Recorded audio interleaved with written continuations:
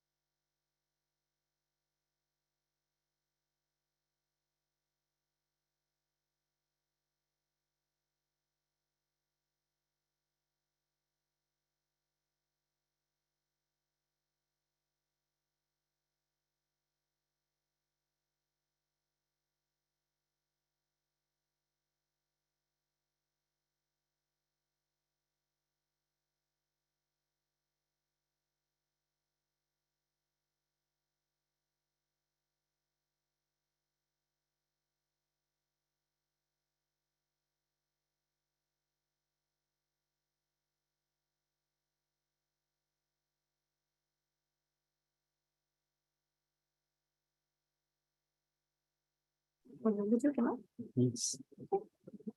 Guys, sorry.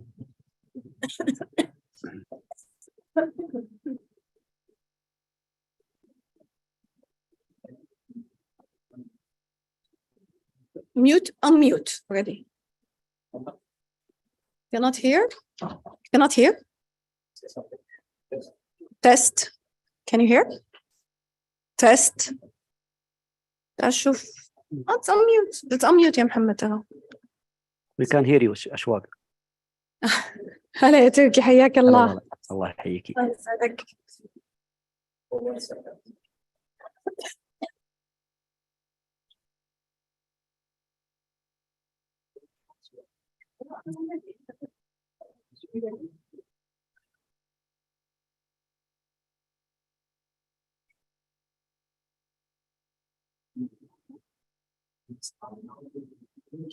One minute طيب. إن شاء الله ماكو حكي 1 minute.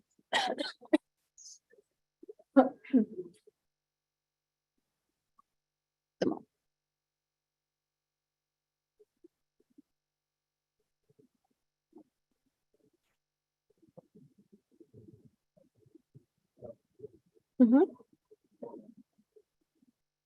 Okay. Let's start. Okay.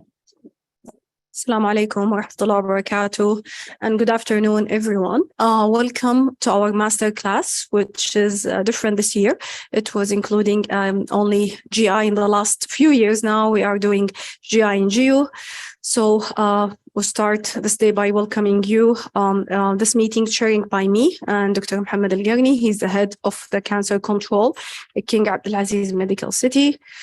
Our target is to talk about the last update of the GIGU, and it's involving everyone on the medical professional, including surgeon, radiation, oncology, pathology, radiology, physician, pharmacists, and nurses. And this is our scientific committee. Thank for them all. And this is our speaker and moderator. Some of them will be virtual, some already here. So the day one will be two sessions. First session will be about renal cell cancer. Session 2 will be about bladder and prostate. Then we'll go to day 2, which is GI. First session will be upper GI and hepatobiliary session. And session 2 will be a special session. And the last one will be about colorectal. So we'll thank our sponsor, AstraZeneca, MSD, Merck, Pfizer, Amgen, Servier, Bayer, Epson, Astellas, Johnson, and Newbridge. And also thank you for all the attendees, sponsor, and also our speaker, moderator, and also the organizer committee. So I will invite for the first session, Dr. Imad Tashkandi. He's a consultant medical oncology at King Abdullah Medical City in Mecca. And our second moderator, Dr. Turki Al-Fayer. He's a consultant medical oncology in King Abdulaziz Medical City, Riyadh. So Imad, it's all yours.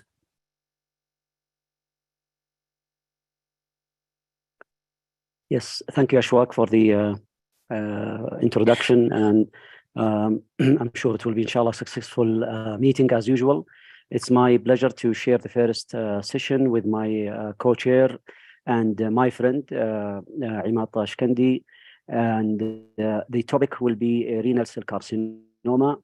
We're gonna discuss 4 points of this session: surgical approach, adjuvant therapy for renal cell carcinoma, then the systemic therapy for advanced non-clear cell and clear cell renal cell carcinoma. We are lucky we will have 4 eminent experts in the field of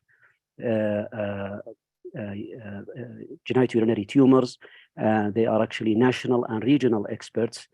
So I hope this will be a very fruitful session, inshallah. So without further ado, I would like to introduce the first speaker, Dr. Sultan Al-Khatib, well-known consultant urology and urological oncology. He is also the deputy chairman at the Department of Urology at King Faisal Specialist Hospital and Research Center. He is also the chairman of the Scientific Council of Saudi Board of Urology at Saudi Commission for Health Specialties.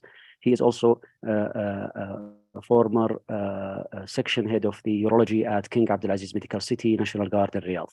He's going to talk about the surgical management of renal cell carcinoma. Dr. Sultan, the floor is yours.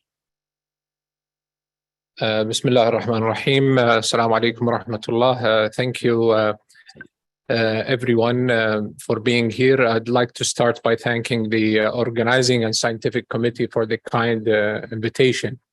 I'm privileged and honored to be among distinguished medical and radiation oncologists here, friends and colleagues whom we're working hand together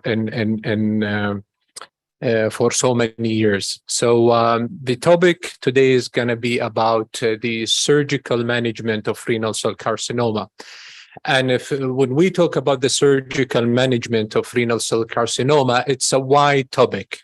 It starts from the small renal masses, the clinical T1A tumors, then expands to the T2 tumors, then we go to the locoregional disease, then the metastatic disease. So nephrectomy or surgical management of renal cell carcinoma, being nephrectomy or even metastectomy, is a wide range topic. So I'll try to go through the following points: the role of partial versus radical nephrectomy in the T1 and T2 disease.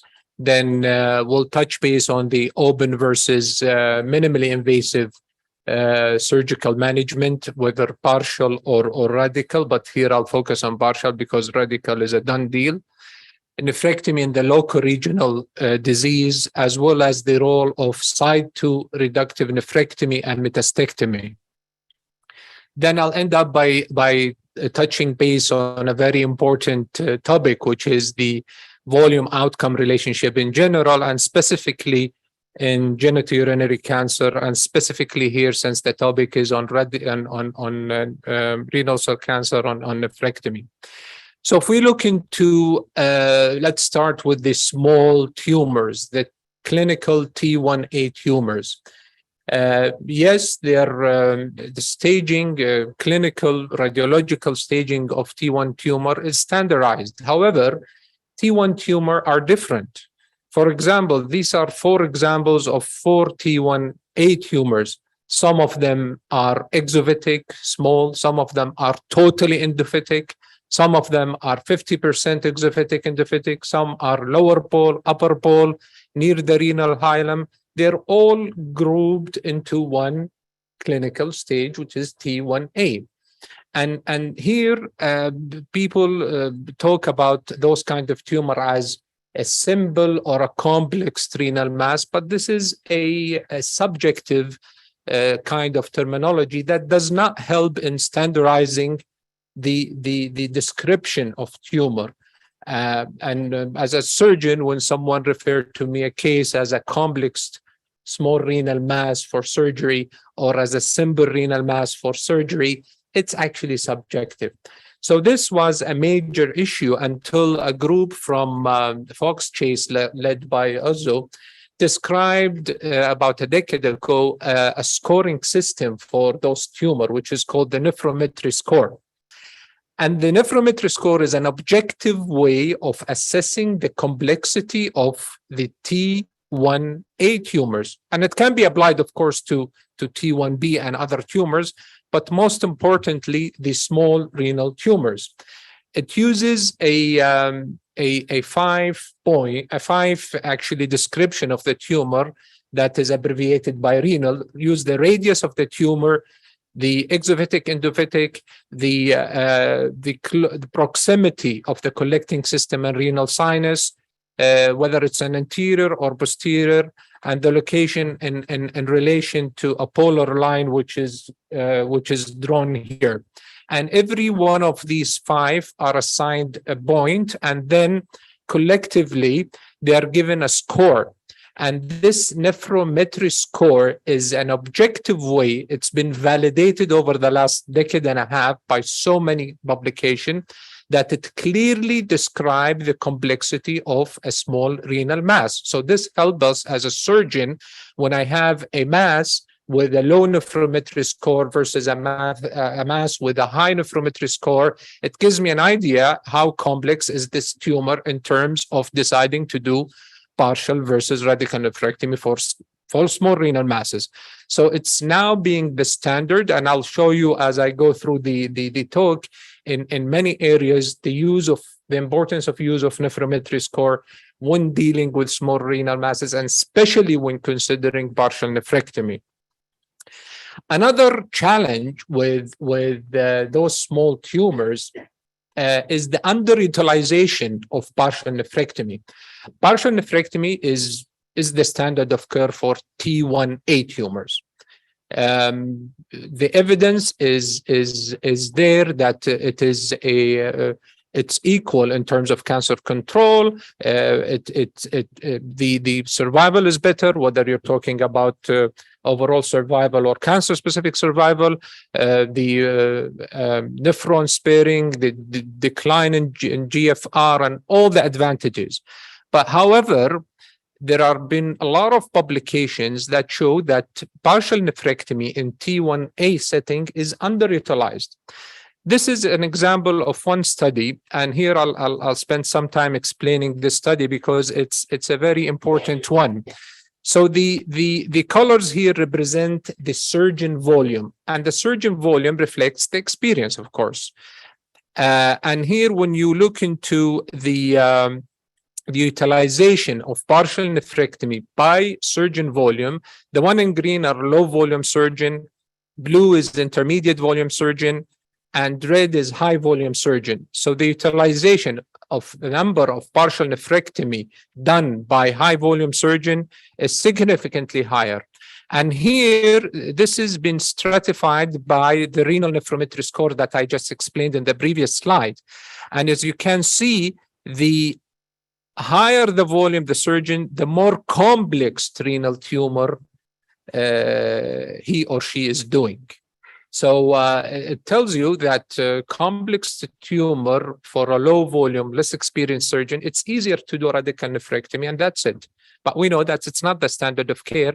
And this has been confirmed by another study that looked into the number of partial nephrectomy versus radical nephrectomy since the establishment of partial nephrectomy as the preferred option for T1A tumors.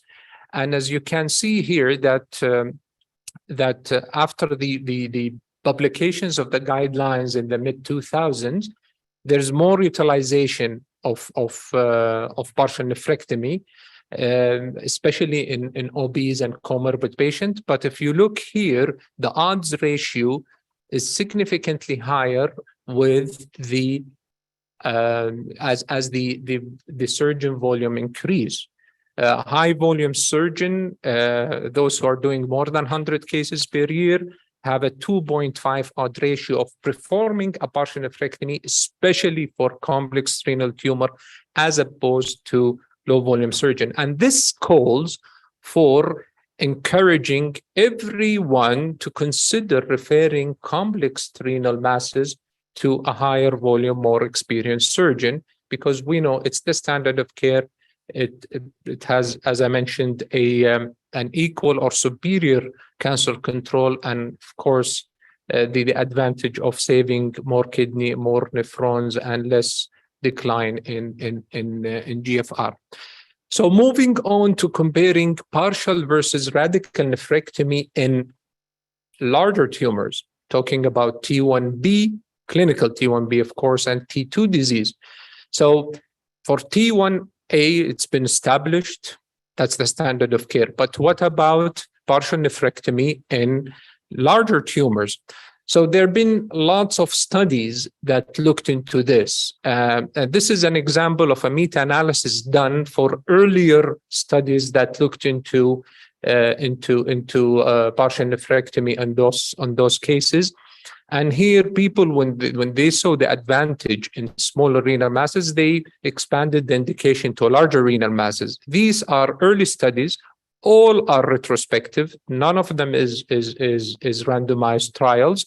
But it showed here, I know that this is a busy slide, but the summary of this slide that partial nephrectomy in a larger tumors, I mean, it has a more blood loss, longer hospital stay, longer OR time. However, the change in the kidney function is in favor of partial nephrectomy, and that is common sense. And also, when they looked into tumor recurrence, cancer-specific survivor, and all-cause mortality, and here all-cause mortality, major part of it is the preservation of renal function.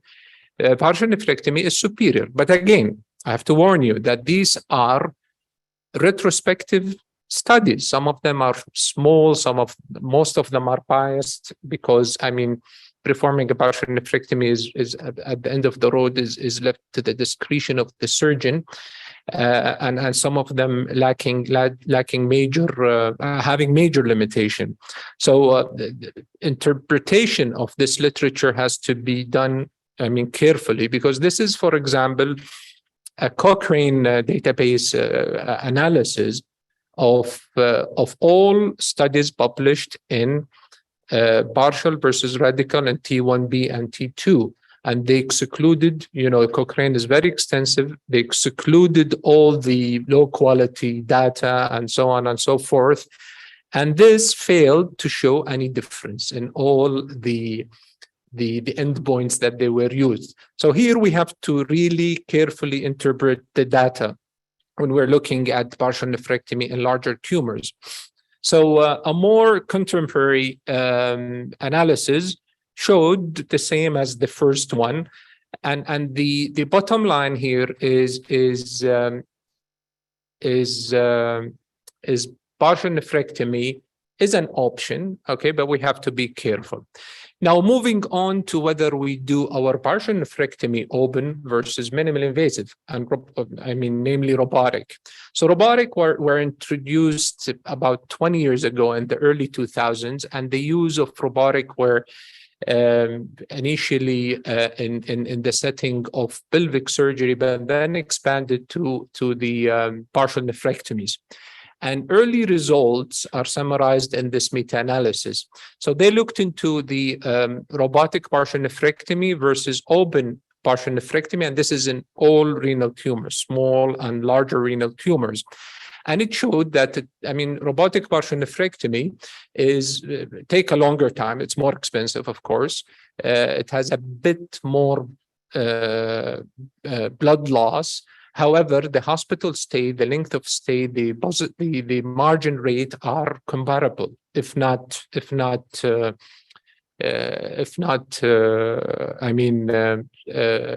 with robotic partial nephrectomy. So these are early data comparing robotic versus open partial nephrectomy.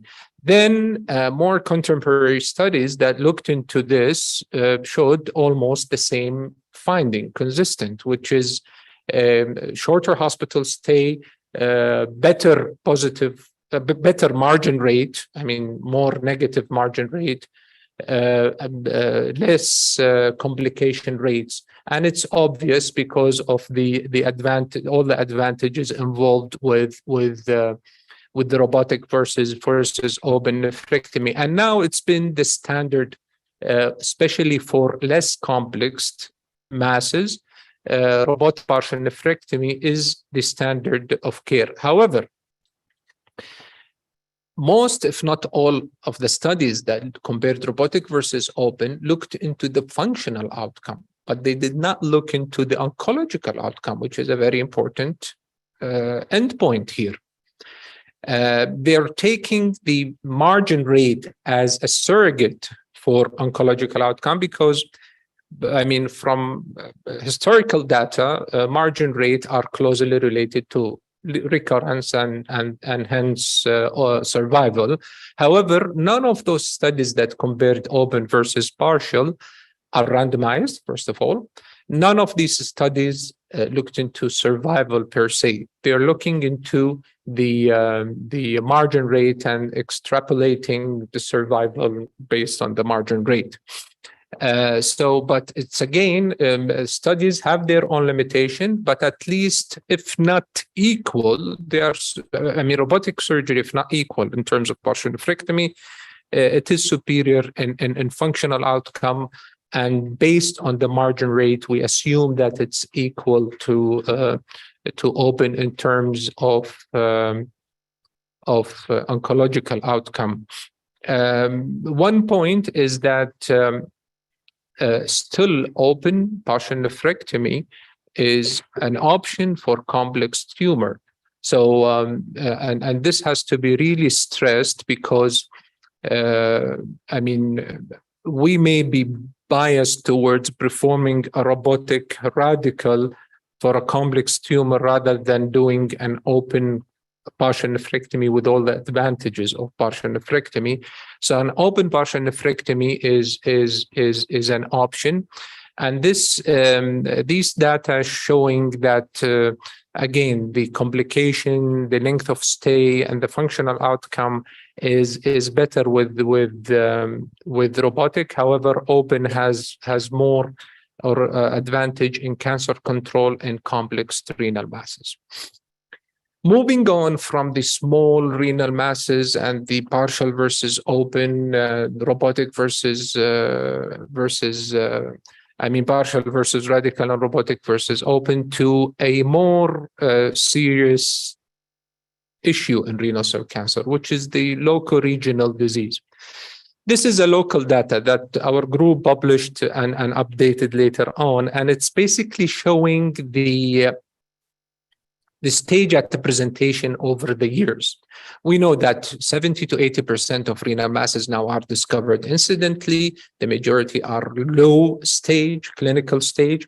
However, we still see, and this is comparing a period of 5 times, we still see about 30 to 40% of newly diagnosed renal masses at time of diagnosis, they're T2 or higher. Okay, so T2 and higher, still localized. We assume that radical nephrectomy is curative, but unfortunately, it's not. And look here at this these data, where it compared the recurrence rate of after radical nephrectomy, T1 versus T2 and T3 disease. It's 4 times higher. So we assume that a radical nephrectomy in a localized disease in a T2 or T3 is a curative, but actually it's not. It's not enough. Here again, survival. Look at the T2 and T3, let alone to the T4. Just focus on the T2 and T3. 25 to 50% of patients die after radical nephrectomy done for presumably localized disease. So can we predict those patients? Yes, we have a very good prediction model. We have the S-sign prediction model that stratify patient perfectly. And we can, after doing radical nephrectomy based on different histological and clinical features of the tumor, we can predict those who will do well and those who will not, okay? This is an example of the S-sign scoring system. We have the UCLA scoring system, which is again, it's a simple scoring system that can stratify a patient for low risk, intermediate risk, and high risk following radical nephrectomy for clinically localized disease, and stratifying the risk of their survival. So all those patients are presumably having a localized kidney cancer, but again, based on their grade and different features, the stage, pathological stage and grade, and the presence or absence of necrosis, some of them will, their median survival is less than 3 years. So the bottom line here is nephrectomy is the standard of care for loco-regional disease. However, it's not enough. We have high recurrence, we have high mortality. We can predict those that can do well versus those who won't. But what's next? So what's next? I'll leave it to Dr. Fahad bin Shamsa talking about the adjuvant treatment, because there is a huge need for adjuvant treatment for those kind of patients. So moving on to a more advanced disease, metastatic renal cell cancer, and we know that it is a very bad disease, and the role of cytoreductive nephrectomy is an interesting journey. So if we go back 40 or 50 years now, okay, to the first report of a radical nephrectomy in the setting of metastatic disease without any systemic therapy at that time, and it was a total, zero benefit. Then chemotherapy was tried in the early 80s, showed no benefit with or without cytoreductive nephrectomy.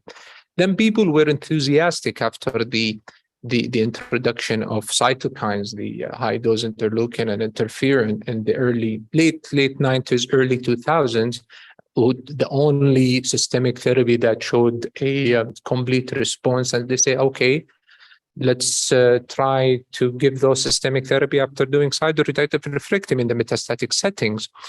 And I'll show you the results, and I'm sure everyone is familiar with the results, and people were really excited. Then came the TKIs, changed the entire management of renal cell carcinoma. And people, again, the enthusiasm for cytorefractive nephrectomy was ignited again. And people were saying, okay, let's look at it. And I'll go through this.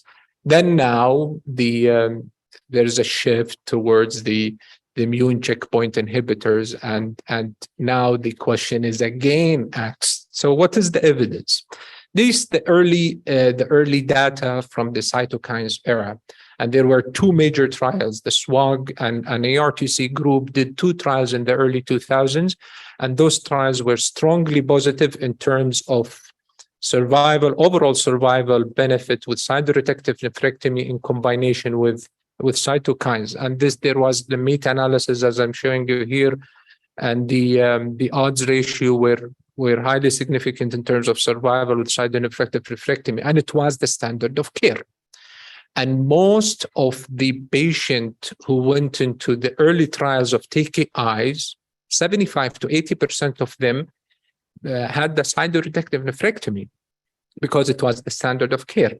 So when TKIs came into the scene, people looked into retrospective data. The first two panels here on the left are early retrospective data looking into survival with cytoreductive and TKI versus survival without cytoreductive nephrectomy and TKIs.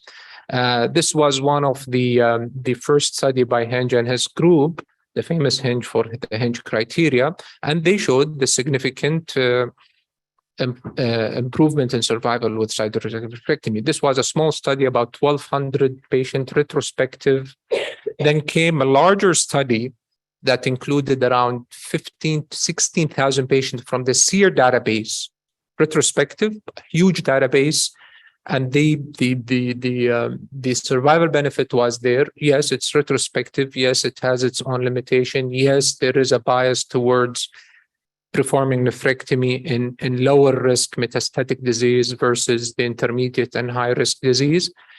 So at that time, the Carmina and the SureTime trial were started. And we were extremely excited at that time, and we were almost 100% positive that the Carmina trial will be positive trial. Carmina trial was basically nephrectomy TKI versus in the metastatic setting versus no nephrectomy, TKIs alone.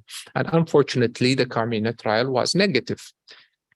Carmina trial had many limitations, and two of the main limitations that the accrual was slow. So they extended the recruitment phase because most of us as a uro-oncologist believed in cytoreductive nephrectomy, and people were referring the higher risk patient to the Carmina trial, those with unresectable disease. Okay, so it was biased towards high risk because of the bias of the surgeons themselves, because we believed in cytoreductive nephrectomy based on the data that I just explained. So this is one of the limitations. The second limitation is, of course, the as I mentioned earlier, the low accrual. They reached their power, but again, it was negative for survival and overall survival and BFS. SureTime trial was designed differently, and SureTime trial was designed basically to see TKIs followed by nephrectomy versus nephrectomy followed by TKIs. See whether deferred or upfront cytoreductive nephrectomy. However, the SureTime was a big failure because they did not reach their power, and the recruitment was extremely low. So they did an premature analysis, and they never their analysis showed no difference in progression-free survival. They showed an improvement in overall survival with the deferred nephrectomy. Those metastatic treated with TKIs, they showed some improvement. Then they go for cytoreductive nephrectomy, but this has to be interpreted with caution because it was underpowered. They never reached their target population. I'll go quickly through the next few slides. So this is basically a summary of the studies, retrospective and prospective in TKIs. The bottom line here is that the standard of care at that time is to look into those low and intermediate and to discuss them in multidisciplinary tumor boards and decide about the radical nephrectomy. In the current era of immune checkpoint inhibitors, there are retrospective data, very small sized. Results are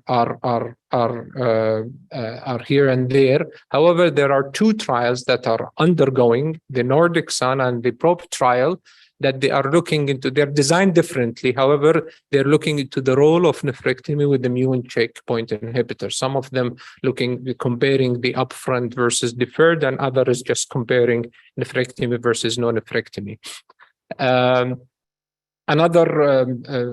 Moving from surgery to radiation, there's a trial that is looking into radiotherapy for the primary tumor metastatic settings with the combination of immune checkpoint inhibitor. It's called the CytoShrink trial. It's phase 2 trial, but looking into radiation, not surgery, for the primary tumor.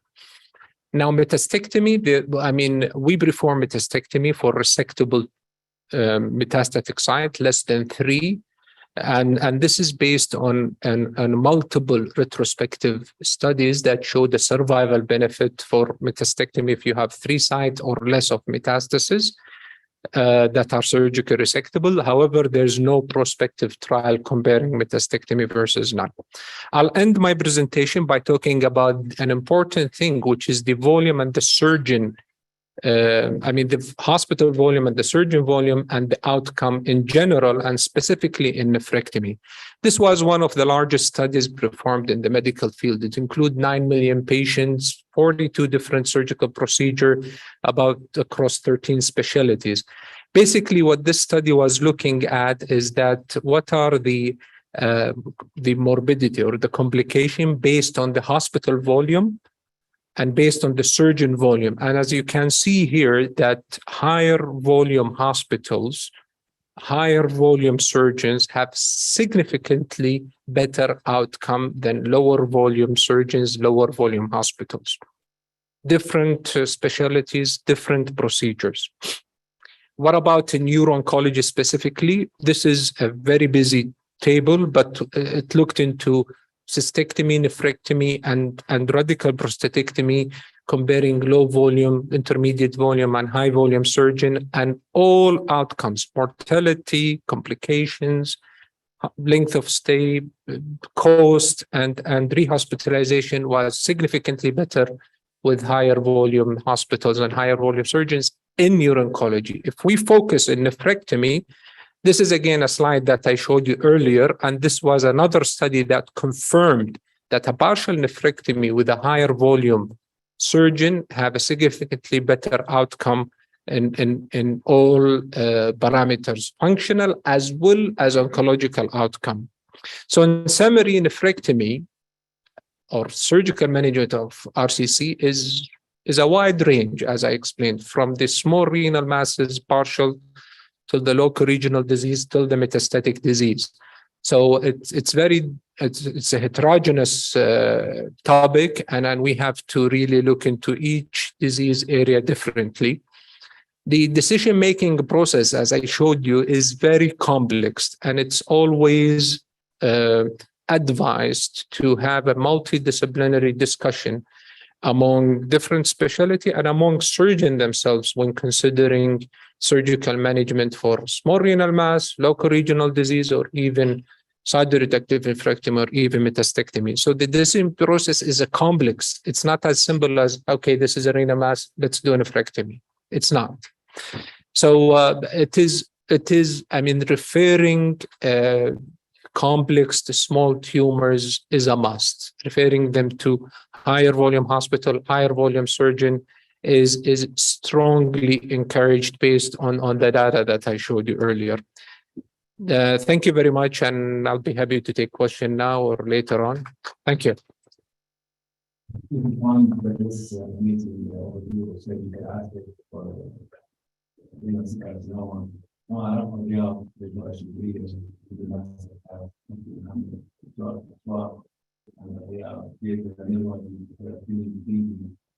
move on for the second session, which is the role of accountability by my colleague and with the director of science and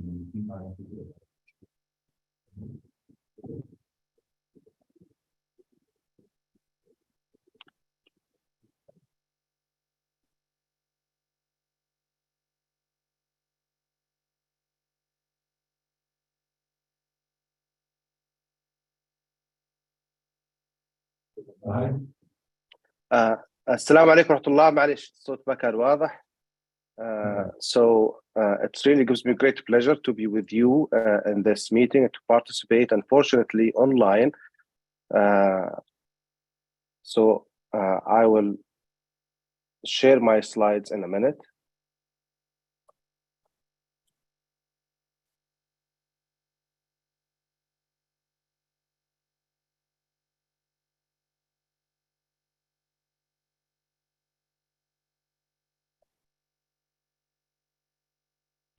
Okay.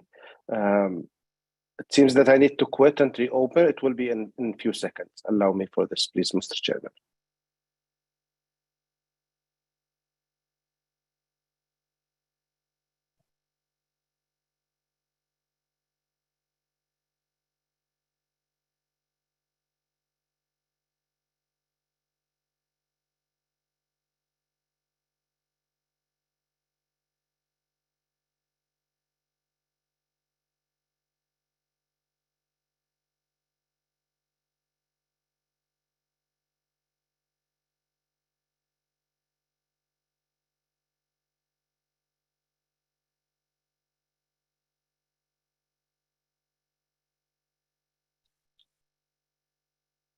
Assalamu alaikum wa rahmatullahi wa barakatuh. Mr. Chairman, do you hear me? Do you see my slides?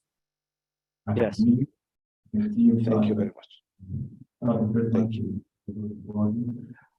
Excellent. So it gives me again a great pleasure to be with you in this event. And Dr. Sultan Al-Khatib really paved the mindset to talk about adjuvant treatment after the advances and progress that we've seen in surgical management in early RCC. And now we come to systemic management, the adjuvant treatment to improve clinical outcome in RCC. You know, it's kidney cancer is a significant burden on health system, and it accounts for 180,000 deaths in 2020. That's in USA, and standard adjuvant treatment for early RCC is not yet supported by high level of evidence till recently. And we had multiple anti-VEGF study which showed controversial results and outcomes that none of GU oncologists regularly adopted adjuvant treatment with sunitinib or other TKIs. So almost half of patients, they recur after surgery, and risk factors, of course, correlates with recurrence. And the highest recurrence rate is with those with oligometastasis who were resected. Till recently, with the Keynote 564, we had some hope and real improvement in outcomes. And most of my talk will be about this study. We know that TKIs really did not succeed to change our practice to adopt adjuvant treatment. And in the last, let's say, 5, 6, or 7 years, the new era of immune therapy, now we have all first-line treatments for RCC, metastatic RCC includes immune therapy. So they are clearly effective.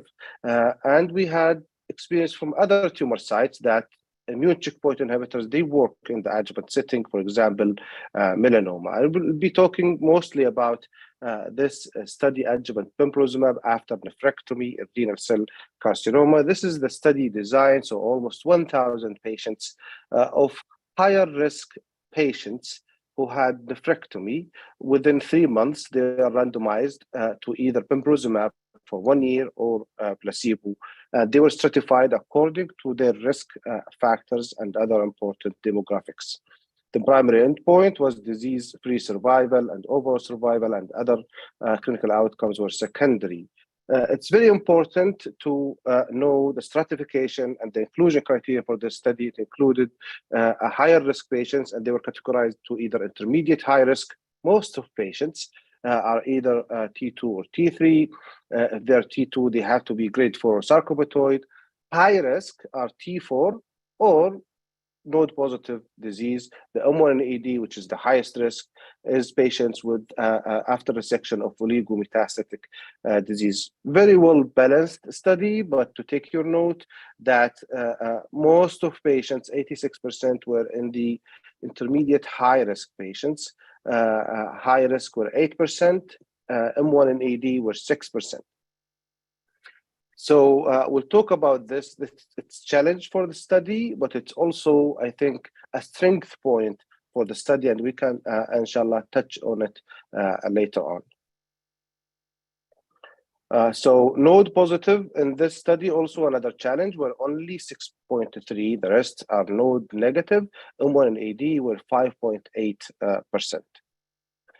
So this is the primary endpoint of the study. It was positive. It met its primary endpoint. It improved disease-free survival after a median follow-up of 24 months with a hazard ratio of 0.68. But also other follow-up at 30 months was also reassuring that the benefit is maintained. If anything, it's more. You see a wider separation of DFS curves and improvement in hazard ratio. Now it's 0.63. When it comes to subgroup analysis, everybody had the DFS benefit from this adjuvant pembrolizumab. As you expect, and as always expected from adjuvant trials, the higher risk, the higher benefit. And you can see, although the benefit was significant for intermediate high risk, but it's more with high risk patients. You see improvement hazard ratio and the separation of DFS curve, but the highest benefit was with M1 and AD. You see a wide separation between DFS curves. Hazard ratio is 0.28. Also, sarcoidoid features, as you know, it's a high risk features, and if a patient had a sarcomatoid feature, the benefit from adjuvant treatment is even more. The overall survival data is not yet mature, but the hazard ratio is promising, and with further follow-up, you see an improvement in hazard ratio. It's now 0.52, but that is not yet significant according to the pre-specified statistical goal. I want to talk to you about some relevant endpoints that's really important to patients and also to clinicians. So we talked about the study before about the improvement DFS, disease-free survival, but not yet improvement of overall survival. And that's always the argument between oncologists to adopt this treatment. But I want to take your attention to other endpoints that are really important, and they were pre-specified and were looked at in this study. First endpoint is the first to subsequent anti-cancer therapy. And subsequent anti-cancer therapy will be palliative systemic treatment, because if they recur after adjuvant treatment, they're most likely are metastatic and would receive palliative treatment. That endpoint has been improved with adjuvant pembrolizumab from 79% to 86.5%. The other endpoint is time to second disease progression, because we always think, are we curing patients or treating patients? We can salvage them if they recur after nephrectomy with our effective palliative systemic treatment. So second disease progression is also important. You always want to treat your patients in the curative setting, not in the palliative setting. But if anything, you do want to go the progression first line systemic treatment is also not a good thing for patients and also for clinicians. So time to disease, second disease progression was also improved in this study with a hazard ratio of 0.5. 7. So what type of recurrences in this study it was looked at, and adjuvant pembrolizumab improved recurrences rate locally and also in distant recurrence. What about then the toxicity? You want to give the clinical benefit, but also you always look at the quality of life and toxicity profile. And no surprises in this adjuvant setting. 8.6% had immune-related grade 3 and 4 adverse events, and 7.4% of patients required high dose of steroids because of immune side effects. What were the adverse events? They were mostly diarrhea, rash, and fatigue, but they were manageable. So what about the quality of life? Because you want to know, you're giving this treatment, are we improving quality of life, or maybe when it comes to adjuvant treatments, are we jeopardizing quality of life? So they used different quality of life score, the kidney symptom index and the C30, for example, this is the functional kidney symptom index. There was no decline in the quality of life with adjuvant pembrolizumab. Also, when it comes to the C30 scoring, there was also no change, no significant change in quality of life compared to placebo. Different scores, they show the same results, that quality of life was maintained with adjuvant pembrolizumab. So there was no decline in quality of life if patients received adjuvant pembrolizumab. So what about clinical guidelines? Did they adopt this adjuvant pembrolizumab? So CCN, it's there in stage 2 and stage 3 after nephrectomy. Adjuvant pembrolizumab is an option and need or may be offered to patients. ESMO guidelines as well, they state that adjuvant pembrolizumab is optional for intermediate high risk, but the recommendation, they give stronger recommendation for adjuvant pembrolizumab for M1 and AD disease. So overall survival is not mature yet, and I thought this is a very important point. I will spend a couple of minutes on that. So is disease-free survival a surrogate and a reliable predictor for overall survival in early RCC?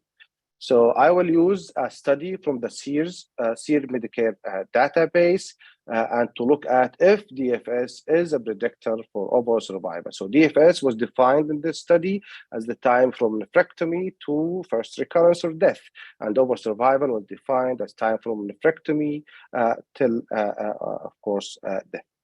So they screened a huge number of patients, 90,000 patients. They ended up to have two cohorts, recurrence cohort and non-recurrent cohort, almost 300 patients on each arm.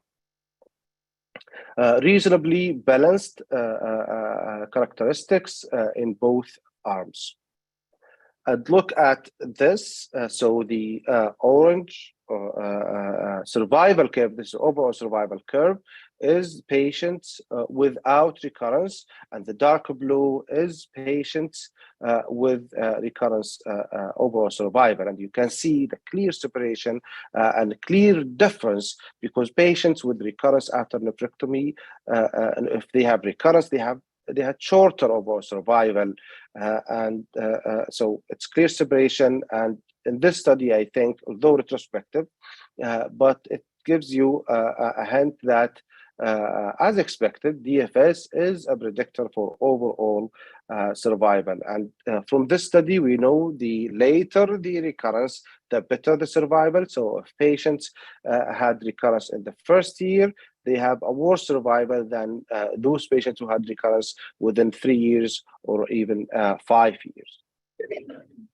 This is the survival according to the year of recurrence from 1 year, 3 years, and 5 years. And you can see the clear association of survival and the time of recurrence.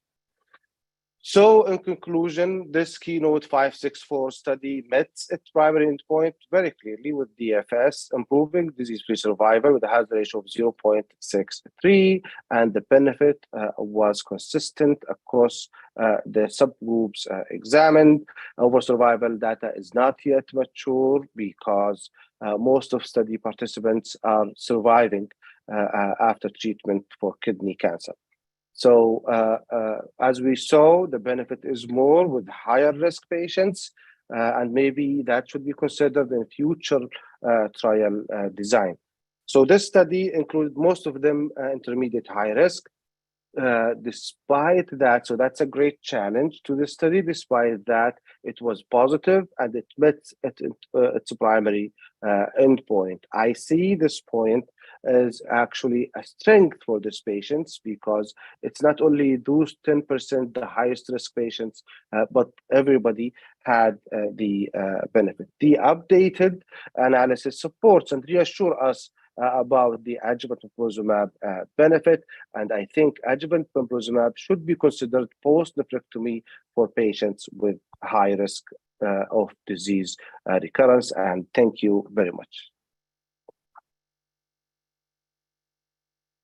Thank you, Dr. Fahad, for this excellent presentation and excellent concise review. So we will move to the third speaker, and now we are switching the gear to systemic therapy for advanced disease. So Dr. Mubarak Al-Mansour is my friend and colleague. He is the chairman of Princess Noor Oncology Center, King Abdulaziz Medical City of National Guard in Jeddah.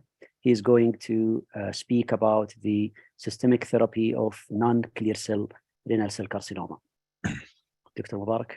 طيب بسم الله الرحمن الرحيم والصلاة والسلام على رسول الله وعلى آله وصحبه وسلم. Is the voice clear, Turkey? Yes. Okay. First of all, I would like to thank Dr. Ashwaq and Dr. Muhammad, the scientific and the organizing committees, and I would like to thank all the chairpersons, Dr. Turkey and Dr. Imad, for the kind introduction. On my part is to complete the story for the RCC, starting from the surgical adjuvant, and now we are dealing with the systemic therapy. So I will be talking about the non-clear renal cell carcinomas, and then my friend Bassam will be talking about the clear cell. So I will go to just give you a history about the basket approach for the non-clear RCC, and then I will talk specifically about each subtypes with the papillary, fumarate, hydratase deficient RCC, chromophobe, collecting duct, translocation RCC, and sarcomatoid. As you know, those are all the approved medications currently for the renal cell carcinoma. However, the approval for almost all the above medications, including in this slides, are based predominantly into the data from a clear cell histology. So what we are doing, we are extrapolating basically from the clear cell to treat a non-clear cell histology. We see in this slide that the clear cell about 75%. However, 25% are distributed among the other subtypes of non-clear, including the papillary with the highest, used to have type 1 and 2, and I will talk about that later on, chromophobe 5%, and then renal medullary, as well as the mid-translocation and the other rare group. And you can see here the different in terms of the incident, age, prognosis, what are the molecular alterations. For sure, that will impact into the choices of the therapy, especially the systemic therapy. The basket approach, initially they were lumping all the non-clear cell in one clinical trials, and that due to the rarity of the disease and the difficulty to maybe conduct a phase 3 study for just only one subtype. And we have in this slide, you can see 4 studies. We have the ASPEN, RECORD, and the CESAR study. And you can see here the competitor in all the clinical trials in this slide was sunitinib, comparing to mTOR inhibitors primarily, because that was done when the mTOR inhibitors initially tested into the clear cell histology. It showed that the everolimus into the first 3 studies and the temsirolimus in the 4th. Records, as you know, that was primarily for the clear cell histology. However, they included a subgroup of non-clear. You see the modest activity for both the everolimus and the sunitinib in the range of progression-free survival about like 5 to 8 months. And the results weekly in those studies are favoring sunitinib compared to the mTOR inhibitors. Cabozantinib then was approved initially into the 2nd line, into the clear cell histology, and then in the front line. And for sure was tested for the non-clear histology. And those are the studies, including the retrospective and primarily, most of them like retrospective studies. Again, at different histologies, including papillary, chromophobe, translocation. The overall response rate was ranging from about 15% to 26%. So again, I need you just maybe to memorize this number for the overall response rate for a single agent cabozantinib, because we need to compare this later on when cabo is combined with the immunotherapy. However, here you can see also the patients who progressed also into the pure MET inhibitor, they call it the sabolantinib, also they had also a good response to the cabozantinib, and we'll talk later on about the MET inhibitors. So in that studies, in these slides, it showed that the activity of the cabozantinib is there also. And also, interestingly, you can see into the retrospective study here, they included a collecting duct carcinoma. Collecting duct, we'll talk about it later in this presentation. However, this is more or less like a urothelial carcinoma. And here the patient responded to a single agent cabozantinib, while most of them, they usually respond to the systemic therapy. Lenvatinib, everolimus, a small study also showed activity into the non-clear cell histology. Pifazuzumab, everolimus, again, another phase 2, 34 patient. It showed the progression-free survival of 11 months. So the previous slides, it showed that they were just lumping all the non-clear cell in one clinical trials and treating them with a single or combination chemotherapy extrapolated primarily from a clear cell histology. This is the 5th edition of the WHO classification in 2022. And now we just have only a single entity. We don't have a type 1 and type 2 papillary. So because of the difficulty in making the differentiation between the 2 groups and treating them also the same. So now we have a papillary renal cell carcinoma as a 1 group, and that subclassification of papillary 1 and 2 is not anymore applicable. So papillary renal cell carcinoma due to a MET alteration, and that MET alteration observed on more than 80 persons.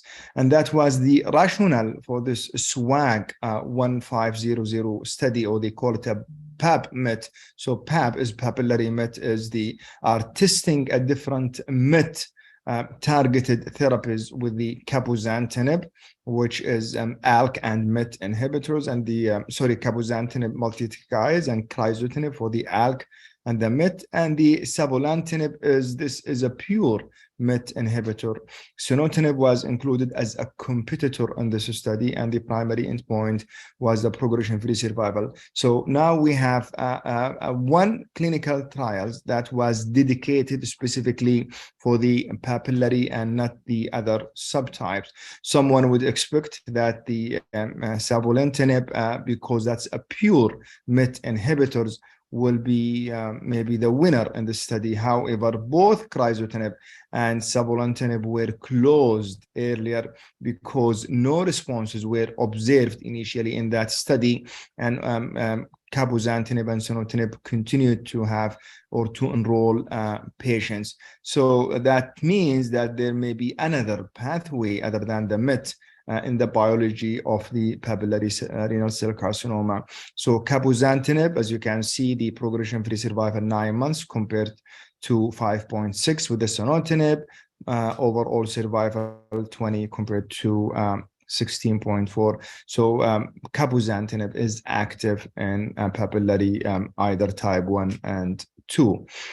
Savior study was before the SWAG 1500, and it was tested primarily the savolitinib, as mentioned before, as a pure MET inhibitors compared to the sunitinib. They did a central conformation of the MET-driven tumor in that study. It showed that the savolitinib slightly better than the sunitinib by about 1.5 months in terms of the progression-free survival. So is there a rationale for immunotherapy? And this is a study presented by Tony Schwery in 2014, including the subtypes of a non-clear, and to see the expression of the tumor cell as well as the tumor infiltrating mononuclear cells. You can see here the papillary. In that study, about 45 patients. So 90 of them, the expression was less than 5% compared to a 10%, and also only 60% they have a tumor infiltrating mononuclear cells. The tumor mutational burden also is relatively low across all the papillary types. So someone would expect and say maybe the immunotherapy would not work in clear cell histology, specifically non-clear, specifically papillary. Those are a single agent, either with the Pembro, Nivo, or a checkmate 9-0 combining the Nivo EP, and you can see the responses. The best was, as you would expect from the single agent cabozantinib, as 26, even with the combination of Nivo EP. However, when the immunotherapy was combined with the TKIs, either a Nivo-Cabo or Atezo-Cabozantinib, now we seeing the papillary RCC increased overall response to a 47% in those studies, and you can see more details. This is a study published by Lee in the JCO, including phase 2 clinical trials. The enrolled a two cohort 1 and 2. The one 40 patients, including papillary, unclassifiable, translocation, and the other cohort just only the chromophobe. Interestingly, that the overall response rate in the cohort 1 reached about 48%. However, into the chromophobe, which is considered as one of the good prognosis subtypes and non-clear, the response was as 0. So that again, cohort was closed. The progression-free survival for the other subtypes, 12.5 months, and the overall survival. So now we increase the overall response rate from 15%, 27, 28% now to a 47%. And if you remember the study 9ER into the clear cell, the Nivo-Cabo, the overall response rate was more than 55%. So this is something close to that response. And finally, we have something, maybe it might also give a durable response for the papillary. So waiting for more of the studies about the cabozantinib with immunotherapy. This is a SWAG comparing the Cabo-Atezo or the Cabo-Atezo also into the contact 03. So we'll see if the Atezo is different from the Nivo. Other combination already tested like a pifasuzumab Atezo. It showed also a response rate of 25%. Lenvatinib Pembro abstract was presented for just only 50 patients. So the enrollment still ongoing in that study. The overall response rate now of 52% or 53 with the Lenvatinib Pembro. Sabolentinib also with the durvalumab is one of the combination that will have results in the future into the papillary cell. So done with the papillary as a pure, now we have the fumarate hydratase deficient renal cell carcinomas. This is, by the way, a rare. What is the fumarate hydratase? This is one of the enzymes into the mitochondrial Krebs cycles, which is important for the glycolysis. However, the mechanism of how is that deficiency in that enzyme leads to RCC is not fully understood. We have two types. We have the germline mutation as a part of the hereditary leiomyomatosis, where this patient have renal cell carcinomas, leiomyomas, and uterine, and all these things, or a sporadic mutation into the FH gene. How we tested for that? They are testing either with the immunohistochemistry or the FISH. The therapy for the FH deficient RCC, this is one of the active combination, bevacizumab, erlotinib, overall response rate 74%, and the median progression-free survival almost 21 months. Cabo-nivo also showed overall response rate in that about 100%, which is very impressive response in that group of patients. So cabozantinib, sunitinib, lenvatinib. By the way, the FH deficient RCC was considered as a part of papillary too. So it's not surprising to see this overall response rate with the cabo-nivo in this group. Chromophobe, renal cell carcinoma, about 5% of non-clear.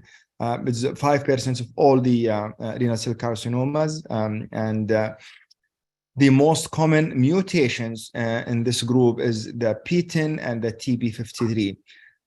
Favorable prognosis compared to even a clear cell histology. Chromophobe considered to be a better prognosis in terms of the superior overall survival rate, except when there is a lung metastasis when compared to the clear cell histology. No prospective clinical trials, and we've seen also the data about the nivo-cabo in that cohort by study by Lee. The response rate was 0. However, we still treat the chromophobe based into the data from the ASPEN and ESPEN, where patient can be given a sunitinib or everolimus. In that study with ASPEN, about 10 patients received sunitinib, 6 received everolimus, and the ESPEN about 6 and 6 in both arms, and the progression-free survival was ranging from 5.5 to 11.4 months. Low PD-L1 expression, so a poor response to the immunotherapy, and that was evident into the keynote 427. So there is no standard of care yet for the chromophobe. However, TKIs can be tested or given for that group. Collecting duct carcinoma, as mentioned earlier, this is a very rare malignancy, and most of the time very aggressive. It's similar morphologically to the renal medullary carcinoma, which we'll talk in the next slides. However, there is a morphological characteristics with the urothelial carcinoma, and there is a HER2 amplification and mutated. And this is when I mentioned the good response to the cabozantinib, while the aggressiveness of the disease mimicking the urothelial carcinoma. This is a data from the National Cancer Database, including more than 570 patients with the collecting duct carcinomas. 70% they have earlier metastatic disease. So the treatment now for the collecting duct carcinoma, including the cytoreductive, nephrectomy, chemotherapy, and radiotherapy. If you compare a single modality, either surgery, chemo, or radio, to the combination, it's inferior. So you can use them as needed to treat those patients based into the stage of the disease. So platinum gem is active, and that's the backbone for the chemotherapy into the collecting duct carcinomas. 23 patients in a prospective clinical trials. The overall response rate was 26, median progression 7. Cabozantinib, as mentioned, appears to be clinical activity, so that can be also used in the metastatic disease. maybe after a chemotherapy. Renal medullary carcinoma, this is a very rare disease, and this is the, I would say, if you see the median age and compared to the other subtypes, this is the youngest group. They might develop renal cell carcinoma at the age of maybe between the 25 to 35. This is exclusively diagnosed in a sickle cell trait or anemia. Mechanism is not known. However, no RCT, and they don't respond to the TKIs. We treat them as we are treating the collecting duct carcinomas. The overall response rate about 29% in those patients. The median overall survival 16. Translocation, another also rare entity of the non-clear cell histology. It's about 15% into the younger patients with the RCC, male to female 1 to 2, and you can see the 2022 WHO classification. They have it as a separate group. The most common rearranged gene in that translocation is the TFE3, and the other TFEB and the MITF. And both can be, and all this can be detected either by the immunohistochemistry or by the FISH. And this is, the importance of maybe having a patient suspecting in a younger age that you are looking for this MIT family transcription. You have to discuss such cases with the pathologist. Those who are younger, 25 years, they did a better compared to older patients. Localized compared to the metastatic, overall survival is much better in localized disease compared to the metastatic, as you can see in this slide. 1 minute. Sure. They have a unique transcription signature for the translocation RCC. Cabozantinib is active in such a group. The objective response rate about 17%, with the 6.8 progression-free survival, overall survival 18.3. Also, the combination, not the IO, it's IO TKIs. You can see here the overall response rate 30%. The last part in this talk is about the sarcomatoid renal cell carcinomas, and this is not a subtype. This is a histological variation, but the importance of that, you can see the impact into the outcome, especially those with more than 20% sarcomatoid component compared to the others. The outcome in terms of the progressive disease is worse compared to less than 20%. They have a genomic characterization different from the clear cell histology. We can see more of the TP53, von Hippel-Lindau, and this is a study by Mozart when the Atezo was tested into the Emotion 151. The point in this slide is you can see cluster 4, 5, and 6. They have a more PD-L1 expression compared to other, and that's why the checkmate inhibitors, the checkmate clinical trials, including the Nivo-EP, when was tested into the sarcomatoid variant, it showed more than a 60% overall response rate compared to the sunitinib. And also, was just updated, and you can see the median overall survival 48 months compared to 14.2 in all the intermediate and poor risk. Those are the studies into the clear cell histology, including the sarcomatoid variant, the checkmate and the keynote and the 9R. Dr. Bassam will talk about them, but the checkmate 14 and 9R. So Nivo-EP showed overall survival benefit into the sarcomatoid variant compared to others. So in a conclusion, for a metastatic papillary RCC, can use primarily the now we have the cabozantinib plus Nivo, and you have the other TKIs. For the hereditary leiomyomosis, you can use the pifazumab erlotinib. For the translocation RCC, cabozantinib had a modest, and you can use a combined immunotherapy TKIs. And the standard of care for the IPI clear cell with the sarcomatoid is Nivo-EP. For sure, biologically driven target specific trials are needed to advance the field. And my apology for being late, and that's the last slide in my talk. Thank you. Thank you, Barak. It was really a stunning review of a rare subtype. And now we move to the cream of Winter Masterclass. Dr. Bassam Ba Sulaiman from King Fahd will be finishing the talk about the systemic treatment for clear cell.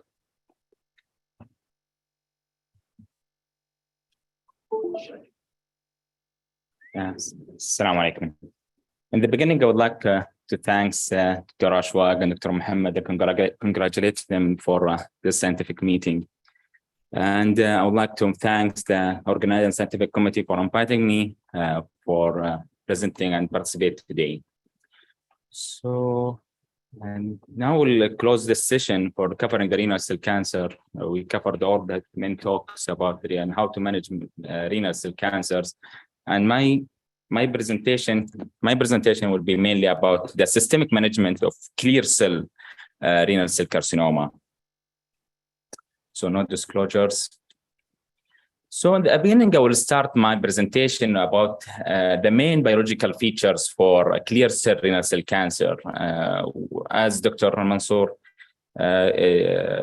mentioned at the beginning, that clear cell is the most subtypes of renal cell cancer, representing about 75% to 85%, and the most studied for chromosomal analysis and genetic analysis for them.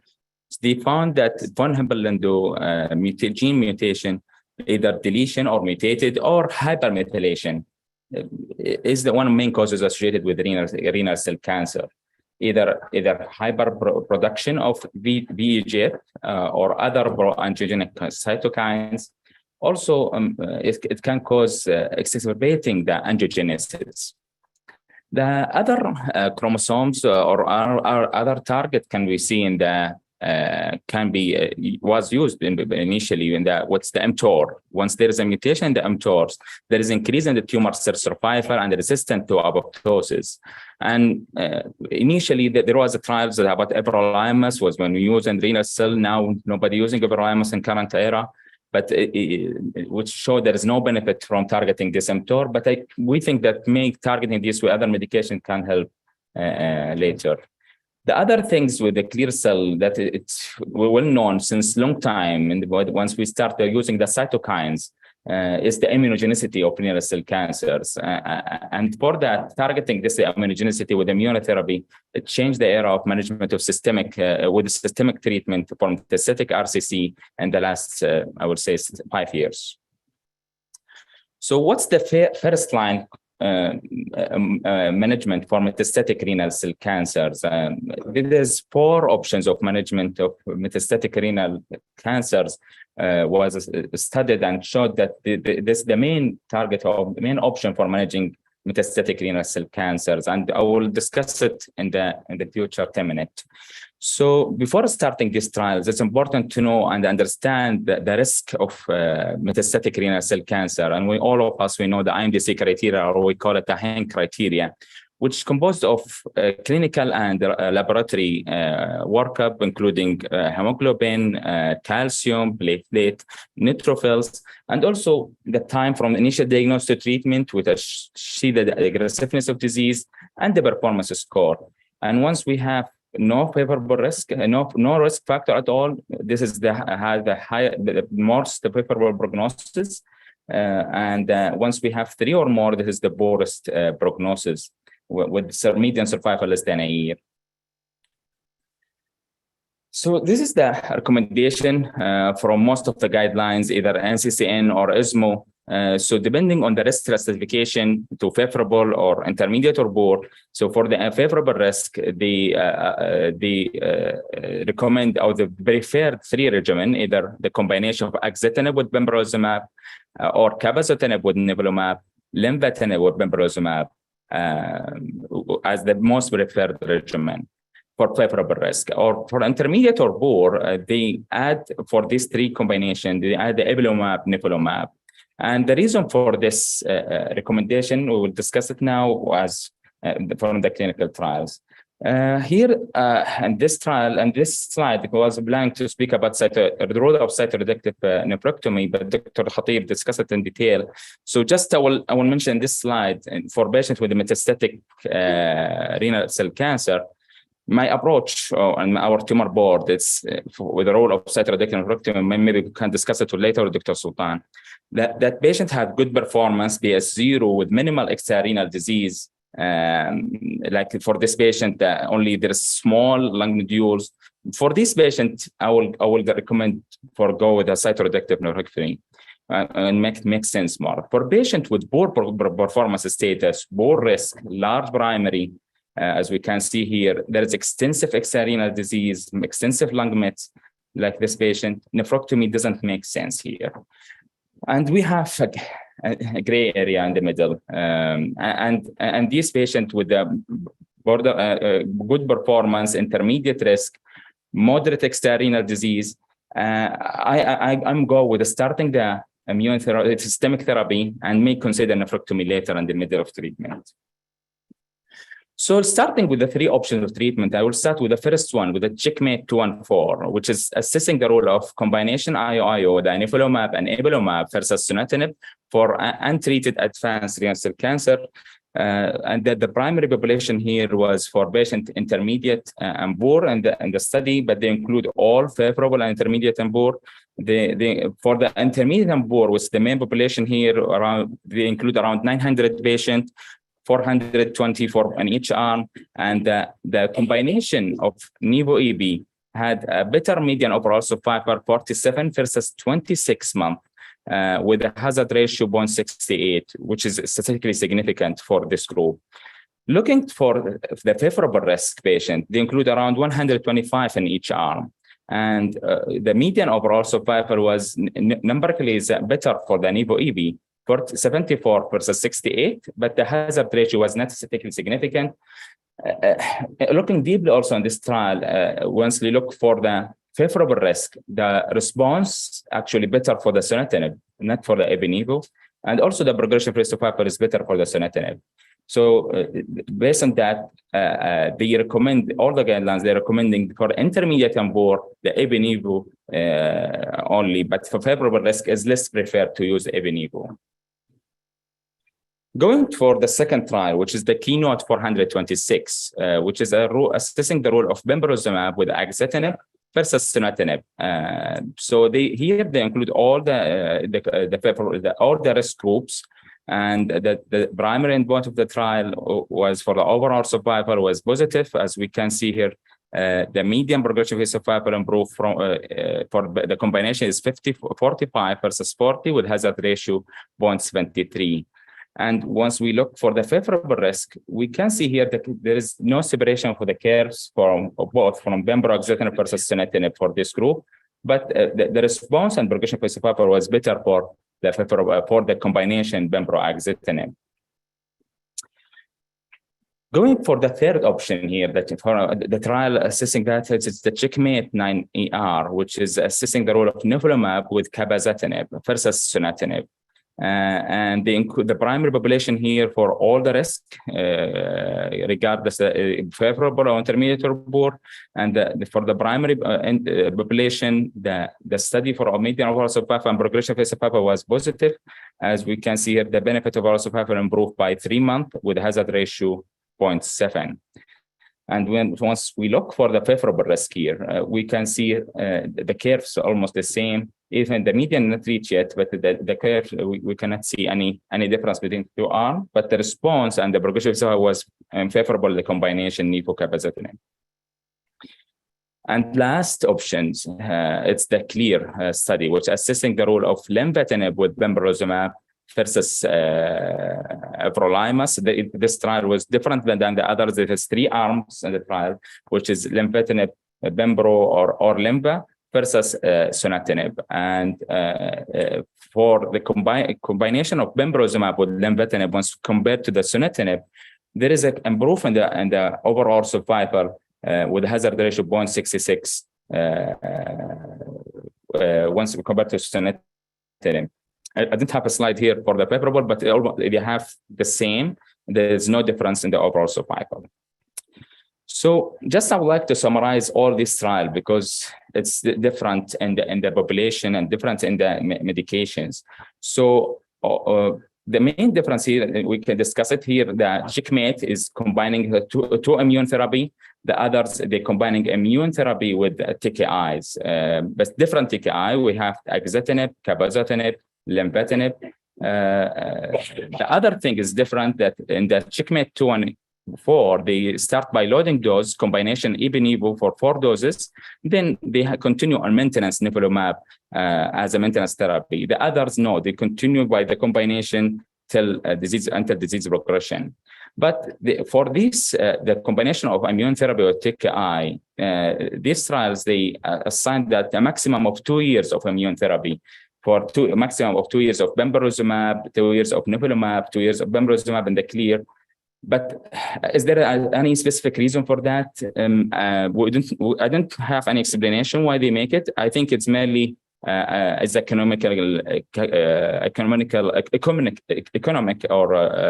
coverage for this, because the high burden from this continuing disease indefinitely.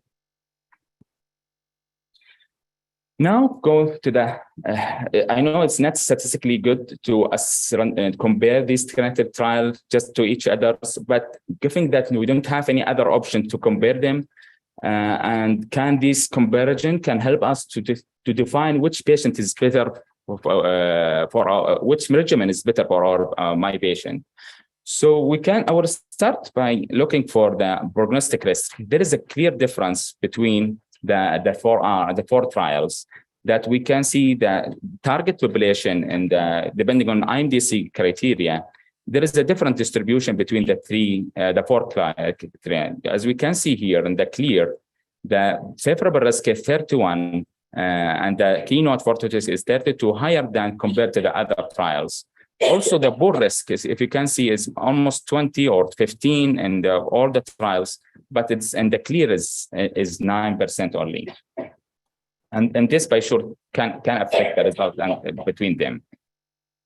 Also, the median duration for follow-up for all the trials is different. The most longer duration that we have is with the keynote, with checkmate 214, that's now reaching around 68 months. And the shorter with the checkmate 9AR. Looking for the response, we can see here that with the combination of lenvatinib and pembro has the highest activity. However, remember that I mentioned before that the population selection is different between the trials. And also here with the checkmate 9AR, we can see there is high activity in the checkmate 9AR and also in the keynote 4 to 6 reaching to 60 compared to the combination IO is only reaching 40%. Looking for the median progression-free survival, the longer progression-free survival we can see here once compare the trial, the longer with the clear is reaching around 24 months. But I have to remind you again, the population of patients is different between the trials. The clear had the lowest number of poor prognostic patients. And lastly, what's the most important, the main point of these trials is the overall survival. We can see the hazard ratio almost the same on all the trials. It's similar with no different in the 4 different trials. And lastly, the discontinuation rate of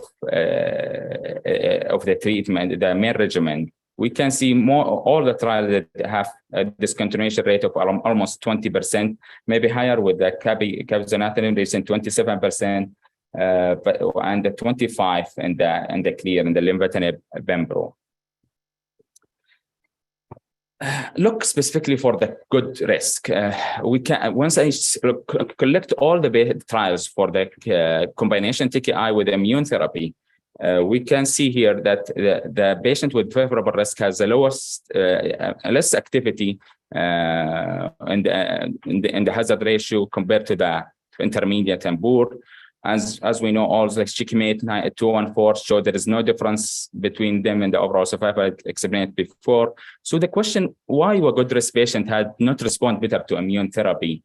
And this one of the trials that showed that the assisted clinical activity and molecular correlation of the response of the combination, either atezolizumab alone, atezolizumab with BIFA, or sunitinib alone. And the assisted angiogenesis rate in these patients. And we found that patients who had sunitinib alone, they have a higher response for once they have a higher angiogenesis compared to the patient receive atezolizumab immune therapy. So there is a clear difference for renal cell cancer, but we don't know why. One of the explanations that we can see, we use to characterize these patients depending on IMDC criteria. So they include low performance, good performance, hemoglobin, calcium, platelet, neutrophil. All of these markers of inflammatory, once we have it high, it means there is inflammation. And once we have a patient with diagnosis less than a year, this means aggressive disease. And this inflammatory, so once we have intermediate or poor risk, that means we have inflamed patient. So, and we know that immune therapy, it will work for the inflamed once we have a T cell activity. And patient with immune desert or immune excluded, what's represented mainly here with the good risk patient, that's why may explain theoretically that maybe immune therapy not working for this population. So I want to end by the management of first line by this the algorithm. I like it from up to date. So in the beginning, we have to define the risk of IMDC. Depending on that, if we have zero favorable risk, we'll assess the disease burden. If there is limited disease burden, we will, the option here is surveillance or single agent angiogenic therapy or immune therapy single agent. But for patients with sustainable disease burden, I think that the preferred here regimen is the combination pembro, axitinib, nivo, cabazitatinib, or lenvatinib, but not nivo-EB. I will not prefer it. And for patients with intermediate or poor risk who had symptomatic or life-threatening disease burden, I will go with the combination that had a higher response, either lenvatinib, pembro, or nivo, cabazitatinib. But for patients with no symptomatic or no life-threatening disease, but had a poor prognostic or intermediate, any of these four combination will be my option. Just in brief, I will go for the second line, have maybe 3 or 4 minutes. So the treatment option for patients with progressive after first line therapy, the NCC guideline last year in 2022, this is their recommendation. For subsequent therapy, they put a preferred regimen, either cabazitatinib alone as category 1, lenvatinib with everolimus, or lenvatinib as a category 1, and they list all the options as other recommendation regimen. This year, I think they just recently updated for subsequent therapy, they put it for clear cell, for patient IO naive or prior IO therapy. They list all the medications and they put it in alphabetic order by category. So it's clearly there is no specific medication can be used as subsequent therapy. All of these can be option, or I think the choice may be mainly about what's available in your institution. So the therapeutic landmark of advanced RCC second line therapy and beyond, we have either VEGFR TKI, either immune checkpoint, either combination, or double immune checkpoint. All of these an option. The main thing that I would like to control, I will concentrate on, it's about sequencing vascular endothelial growth factor TKIs data that we have. We have two parts of data. We have the data before the era of combination immune therapy, before the era of immune therapy, and we have data after the immune therapy. 1 minute. 1 minute? Yeah.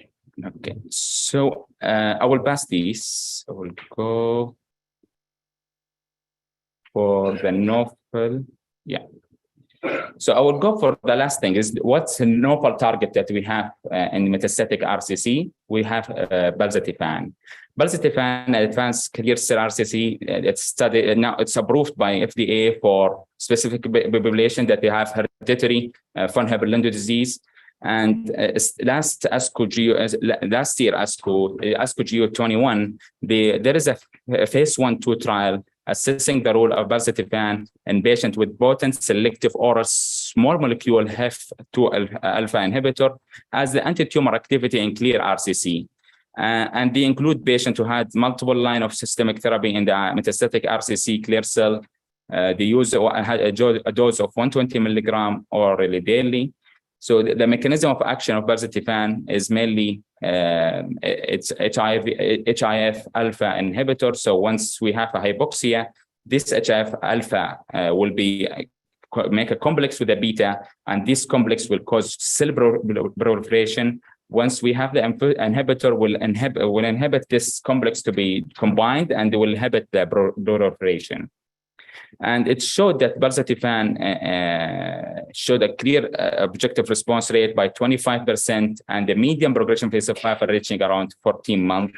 The main toxicity that it's anemia and hypoxia, represented about 30% as grade 3 and 16% for hypoxia. So my conclusion, for the first line combination therapy for advanced RCC, we have to use the IMDC risk stratification. And depending on that, we have the favorable risk and intermediate poor risk. For favorable risk, consider the combination immune checkpoint with VEGFR TKI. Other option for selected patient, watch and wait, or single agent TKI can be considered. For intermediate and poor, consider the combination, either immune checkpoint with TKI or combination immune checkpoint. And the choose depending on the disease characteristic and the availability of the medication. For the second line and beyond, it's guided by previous treatment received, the strength of evidence, the toxicity profile, and patient comorbidity, and the patient and physician preference. And thank you. Very nice overview for metastatic RCC. May I ask Zoltan to come here and Fahad, Bassam as well. So really, it was a well-designed masterclass, covered everything. I think now we should move to the questions. I can start, but I see like 3 hands raised over here. So we can start by Abdurrahim.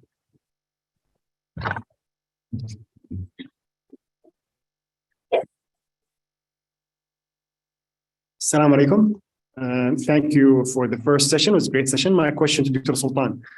Dr. Sultan, for example, in colorectal cancer, they removed 12 lymph nodes when they do the surgery. In the stomach, maybe they take 16. In the kidney cancer, still we don't know. So my basic question, is lymph node removal required for the partial nephrectomy? Now with the data for adjuvant treatment with pembrolizumab in the high-risk patient, with this data, does that affect the way you're gonna treat your patient? Are you going to select more partial, more radical? So it's a basic question. I'm sorry, but I just want to know what you think about that. So basically, lymphadenectomy has no role in renal cell cancer. It's different than urothelial cell cancer of the upper tract. So it has no therapeutic advantage whatsoever.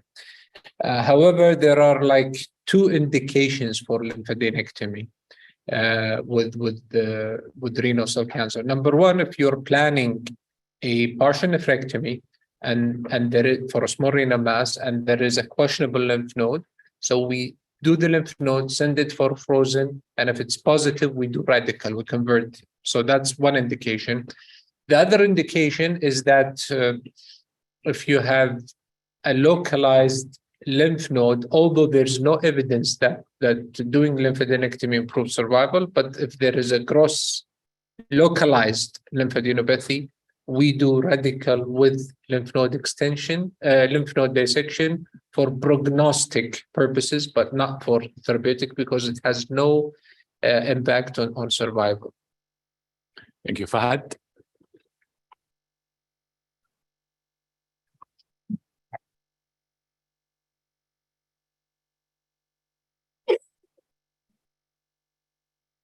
Assalamu alaikum. It's a great session as usual from a great speaker. I have 2 questions. One to my colleagues, Dr. Sultan. regarding the last part of your amazing presentation about the high volume disease. Do we have a definition? Like in Whipple, usually we have per surgeon 30. Just for curiosity, I would like to know. At the same time, at the same aspect is, do you think there is a need for our stakeholders and the nationwide, the kingdom, to refer the patient to center who's specialized and having subspecialty in that, like surgeon who's uro-oncologist like you, better outcome, as you said. So, and my second question is to Dr. Bassam Basliman, Dr. Mubarak, Dr. Fahd bin Shamsa. We all know about sarcomatoid feature and the worse prognosis carry with that feature. But what about rhomboid feature? Recently in our urology tumor board, we start to hear that more frequency, rhomboid feature. According to the pathologists, it's carry also worse prognosis. Do we have any advice for those patients with rhomboid feature to deal with them as patient with similar to the patient with sarcomatoid? I'm talking about طبعا metastatic. Thank you. Sultan, you want to start first? Speak loud. For the online. Okay, for the online. Sorry. So, okay, for the first question, the definition of volume, it's different by disease. Every disease has its own definition. But with regard to partial nephrectomy, the low volume is doing less than 25 cases per year. Very high volume is more than 100 cases. And anything in between, like 25 to 50, 50 to 75, and 75 to 100 is intermediate and high volume. Okay. It's in some literature, the definition is different. They don't take the number per se, but they look into the tertiles or the quartiles, and then they divide them accordingly. But for the data I presented and the impact on the outcome for partial nephrectomy is the numbers I mentioned. The second question, short answer is yes. I mean, we hope that there is some sort of a law that mandate referring certain, not all kidney tumors, but certain kidney tumors to specialized centers.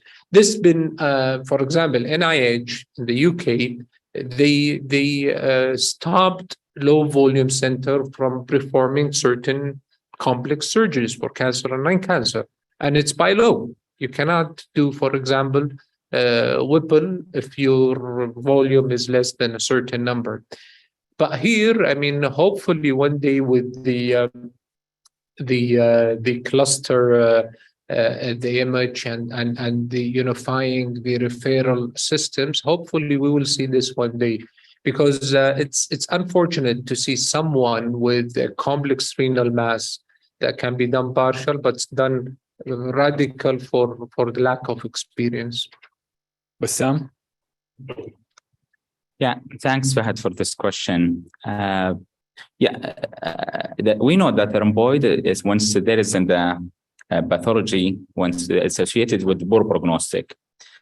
But for answer your question, is there any systemic therapy can be associated with, like in sarcomatoid, we know that Ibn-Evo has a better response and better overall survival. But for rhomboid, I'm not aware of any data for any systemic therapy. Maybe Dr. Mubarak, you want to answer this as well? Well, I agree with Bassam. I mean, this is might indicate the aggressiveness of the disease. However, we are not treating yet that differently from the other clear cell histology. I think more data needed, and at the time being, I'm still treating them as the other types of clear cell histology. So, except if there's, a non-clear cell component, then it will be treated accordingly. Fahad? Thank you for this question. So this is a rare entity, and rhabdoid is much rarer than sarcomatoid. I think that is why the reason it was not looked at in the adjuvant 564 keynote. They looked at sarcomatoid. It's clearly high risk. They do benefit from adjuvant treatment more, but rhabdoid, it was much rarer and it was not looked at. I think there is a lack of insight. Probably these things should be considered in future trials, but at this time, as my colleague said, I treat them the same. But with the back of my mind, it's higher risk feature, definitely. Thank you. Another question to you, Fahad. You've showed us a very large study for adjuvant pembrolizumab. Then we've got 3 studies, the Checkmate 914, Emotion 010, and Prosper. All of them did not show or meet their endpoint. So what are your thoughts about this? Thank you, Imad. So trials are different, design is different, chemotherapy, they're not alike, and it's not necessarily really for one checkpoint inhibitor to be positive, others will be positive. We have seen this all across tumor sites. That is why we have this type of checkpoint inhibitor for this disease, preferred option, and we have the other for another disease. So I think we should not make, let's say, universal judgment for all of these checkpoint inhibitors. They're not alike. This Checkmate is, Keynote study is positive, and I think it is the one to be considered. I have no, I mean, it was not much of surprise to have negative trials. We have seen in RCC itself some studies of checkpoint inhibitors were negative in systemic disease, I mean. So yeah, I'll take the study, the positive, and the others are negative, so they are out of the our treatment options and adjuvant study. As simple as that. Thank you, Fahad. Mubarak, now you've been treating non-clear cell for years now. Where do you and how should we do with regard to further molecular testing or further testing to tailor therapy for them? Well, I think this is very important question, and I think the first step is maybe just to start a few things. First, I think we have to discuss, as mentioned earlier, all the cases into the tumor board, which is very important to gather all the information from the pathologist plus the other members of the tumor board, and based into the discussion that will be also a guidance to further testing. Sometime people, they just might miss, especially that translocated renal cell carcinomas in a young patient, because that was not highlighted maybe to the pathologist. I think that's the most important step, and based on that, it depends. I mean, for the papillary, you don't need to do a molecular testing looking for MET, because you are, however, going to treat the same. For the fumarate hydratase is something, just that entity is important to highlight that in terms of the immunohistochemistry or the FISH. And that's, again, a discussion with the pathologist, and that because the protocol is different with the PIVA erlotinib. So this is also important. As mentioned, for the translocation, is because of the prognostic is important to define. In a certain maybe cases, especially in a young patient with aggressive disease, I might do maybe just only a foundation one testing, looking for a targetable mutation when there is no standard of care. But that's maybe a subsequently at the managing those patients after just using the available TKIs and immunotherapy. So I think it's case by case, and that's the highlight the importance of discussing such cases with the pathologist and the tumor board. Thank you, Mubarak. Last question to Bassam before we go back to Turkey. So Bassam, now we have a mature immune checkpoint inhibitor for clear cell. We have enough time. Now tell us about the poor prognostic group, whether you've came across or you've seen remarkable response for that subgroup with immune checkpoint inhibitors. Which one? From my experience, you mean? Yeah, different meetings, different case presentations, your experience, your institute. Yeah, for patients with poor risk, metastatic renal cell cancer, I'm not seeing a good response on my patient. If you looking for my patient, I'm using combination IO, combination IO-TKIs.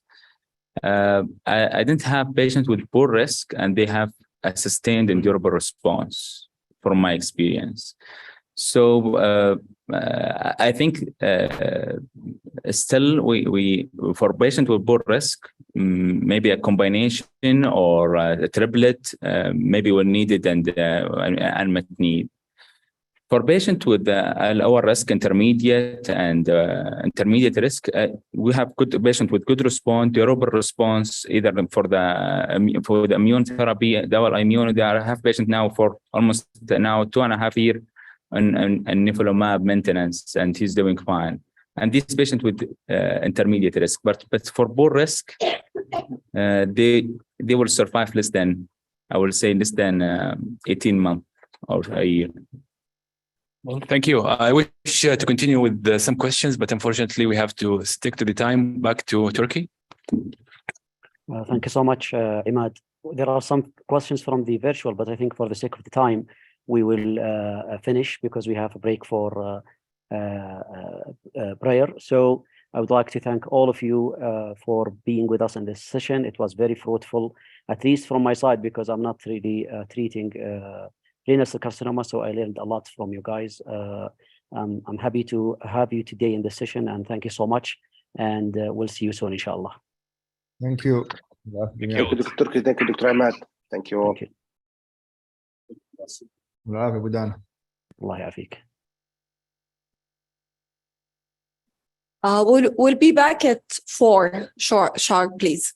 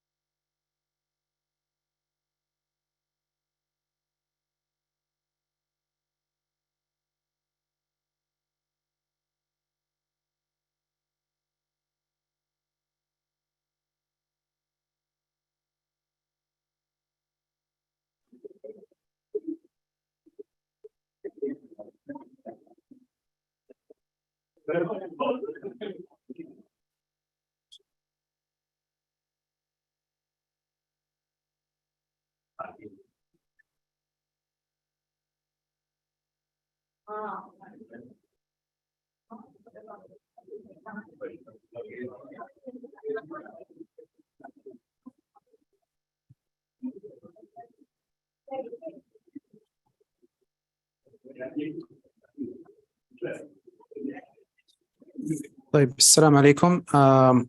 We'll go back to our schedule. Now it's the schedule for the satellite symposium, starting with MSD satellite symposium.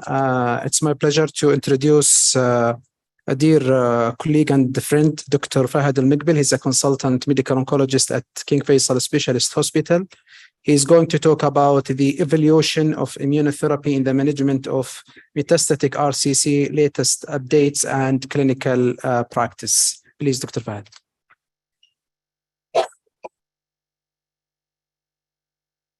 Assalamu alaikum. بسم الله الرحمن الرحيم. الحمد لله والصلاة والسلام على أشرف الخلق محمد عليه أفضل الصلاة وأتم التسليم. Dr. Ganni, Dr. Alayan, thank you so much for this great event that's happened every year, that we learn a lot from great speaker, great organization. In the next 30 minutes, I will discuss a few items about metastatic RCC and the clinical impact and the practice. As Dr. Ganni mentioned, that this is a satellite symposium supported by MSC. So in the next 30 minutes, and those are my disclosure. The next 30 minutes, I will walk you through four main objectives. We'll just talk quickly about introduction about RCC. I will prefer to present one of the real case that I'm facing now in my practice. Then I will have options, presenting the option for first line, however, from different aspects. I will present the option based on oncologist choice, option based on meta-analysis, and what's the best option for metastatic RCC clear cell first line for our geriatric patient. Then at the end, I will mention what's the guideline. Mainly, the last 2 years, we have ESMO 2021, European Association of Urology last year, and I would like also to present our in-house and King Faisal Specialist Hospital Research Center in Riyadh guideline for those patients. Then brief about immune-related adverse events. So, as per Global Can in 2020, 2 years ago, the renal cell cancer considered one of the top 10, and the mortality is one of the top 11.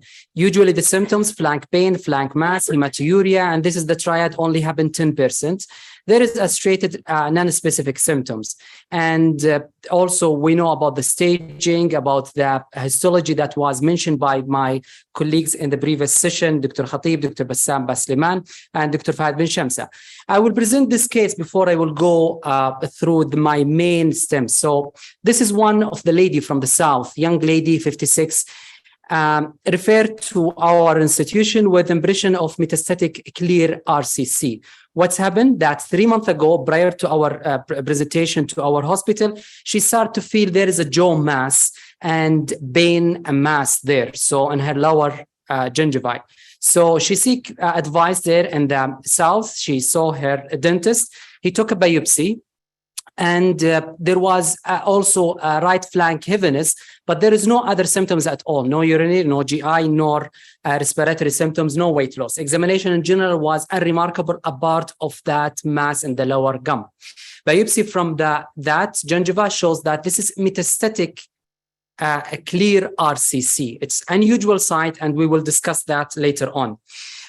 She was referred to us from the dentist, her private dentist, to her local hospital in the South, then to our institution. We complete the workup, and the staging showed that she's having right lower loop renal mass, bilateral lung masses, L1 lesion, and right mandibular lesion, which is the primary, which is the site of the biopsy. Her IMDC score was 1 intermediate. Performance, because she's young, was 0. Alhamdulillah. She was referred to us in October 2021. So at that time, till now, our first line for those kind of patients with intermediate clear metastatic RCC is pembrolizumab lenvatinib. So this is her bone scan initially. You can see the L1 showing activity. This is her baseline CT scan in October 2021, showing the largest lesion in the lung. There is a small, tiny here and there, both right, but this is the largest, around 2 centimeters. After pembrolizumab, lenvatinib, the first scan, which was in December 2021, showing that this lesion almost disappeared, still there, is from 2 centimeters to half centimeter. So there is a partial response, and just I cut the reports from our system. You can see there is interval decrease bilateral pulmonary metastatic. There is mild decrease in the right renal parenchyma. However, there is a progression of L1 vertebral osteolytic lesion. So there is only oligoprogression. However, overall pictures showing progression disease. I will tell you later on what we did for that L1 lesion. So this is the last CT scan, which was done a month ago in December 2022. So we are talking about almost a year or more, almost like 15 months since pembrolizumab lenvatinib was started, from October 2021 till today. She's on that regimen in the first line setting. So last time was seen a few days ago. I couldn't see her, as she was seen by one of my colleagues. She completed 21 cycles so far of pembrolizumab lenvatinib. For that vertebral lesion that's showing a progression initially, she received 5 fractions of radiation, and till now, alhamdulillah, her bone lesion as well as the other was under control. She developed side effects. I have to mention that in form of hypothyroidism, and you can see from December, from baseline November, the first TSH November 2021 till a few days ago, or 1 day prior to her clinical visit this week, that her hypothyroidism, then later on hyper, and we are adjusting the dose of thyroid replacements. Currently, she's on 100 microgram. And regarding the dose, she's still on pembrolizumab every 3 weeks. Regarding the lenvatinib, she's on 18 milligram. We know the standard is 20. It was decreased last 2 months as she's developed a grade 2 of diarrhea. And so just quick about oral cavity metastatic from renal cell parenchyma.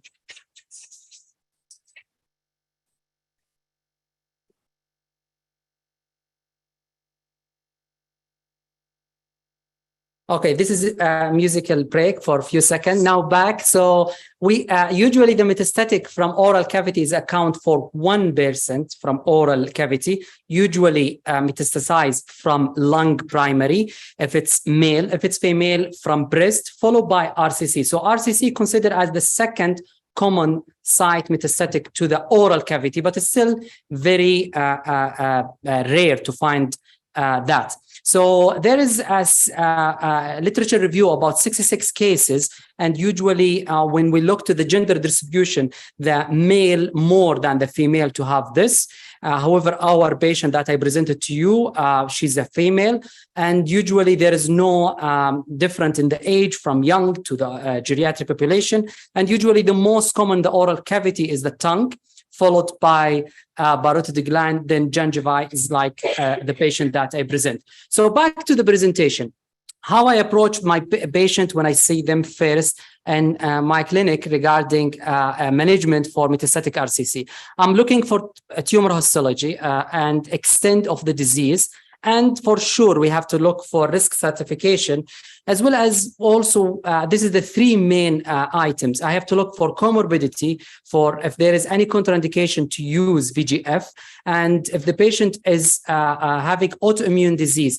Currently, I have one patient, young, he's post-renal transplant. So any immunotherapy is out here. Unfortunately, it's a relative contraindication. Otherwise, his kidney transplanted will be destroyed with using immunotherapy. I have to look for a previous therapy. If I'm talking about second line, what's the duration of the therapy before? And at the end, we have to look for availability of the medication. Do they have a full access for all the 4 line of the therapy in the first line setting, or I have some of them? So regarding the histology, we know that the most histology is the clear cell. We know that the collecting duct is the one most aggressive, and we use chemotherapy as mentioned by Dr. Mubarak Al-Mansour. Dr. Bassam Basliman present this nice approach that even and also I like it as Dr. Bassam, how we can approach the patient after looking for IMDC score, if it's favorable or intermediate and poor, as they are in one basket, favorable, they are in different basket. We're talking about high burden or low burden, and based on that, I can choose the best. We can look that pembrolizumab, lenvatinib to some extent can be used in all of those different setting. And now or IMDC risk stratification, we are all familiar that there is a 6 factor, 4 of them based on lab, and 2 clinical, and 0 is favorable, 1 to 2 is intermediate, 3 and more it's a poor, and based on that the prognosis is affected. So the first line therapy mentioned by my colleagues, Dr. Bassam, we have a good phase 3 trial showing a positive result for those, and we have 2 that didn't show a great result, mainly in overall survival. So the only option is nivolumab, nivo-ipi based on Checkmate 214, pembrolizumab axitinib based on Keynote 426, Checkmate 9ER with cabo-nivo, and clear based with the using of pembrolizumab lenvatinib, and the control arm, if you can see in all of them, Sutent. Usually when I look to this table, I'm focusing on 4 items. One is the overall survival and BFS and objective response rate, as well as I want to look for what's the extent and follow up for those patients. So we can tell that the highest or the median OS was in Checkmate 9ER with cabo-nivo, but if we look to the BFS was in favor of a clear with using pembrolizumab lenvatinib. If we look to the objective response rate was higher with use clear. And if we look to the also the median follow-up, the highest, the oldest trial was in Checkmate 214, and the CR, as I said, was in the highest of pembrolizumab lenvatinib in the clear trial. So now, what the oncologists use in US, there is a questionnaire was distributed 2 years ago to 10 questions for a scenario with a 60-year gentleman who is having intermediate risk. Based on performance and based on high calcium, and the response, the 108 of the medical oncologists, they respond to that questionnaire, asking them, you prefer IO or you prefer IO TKI?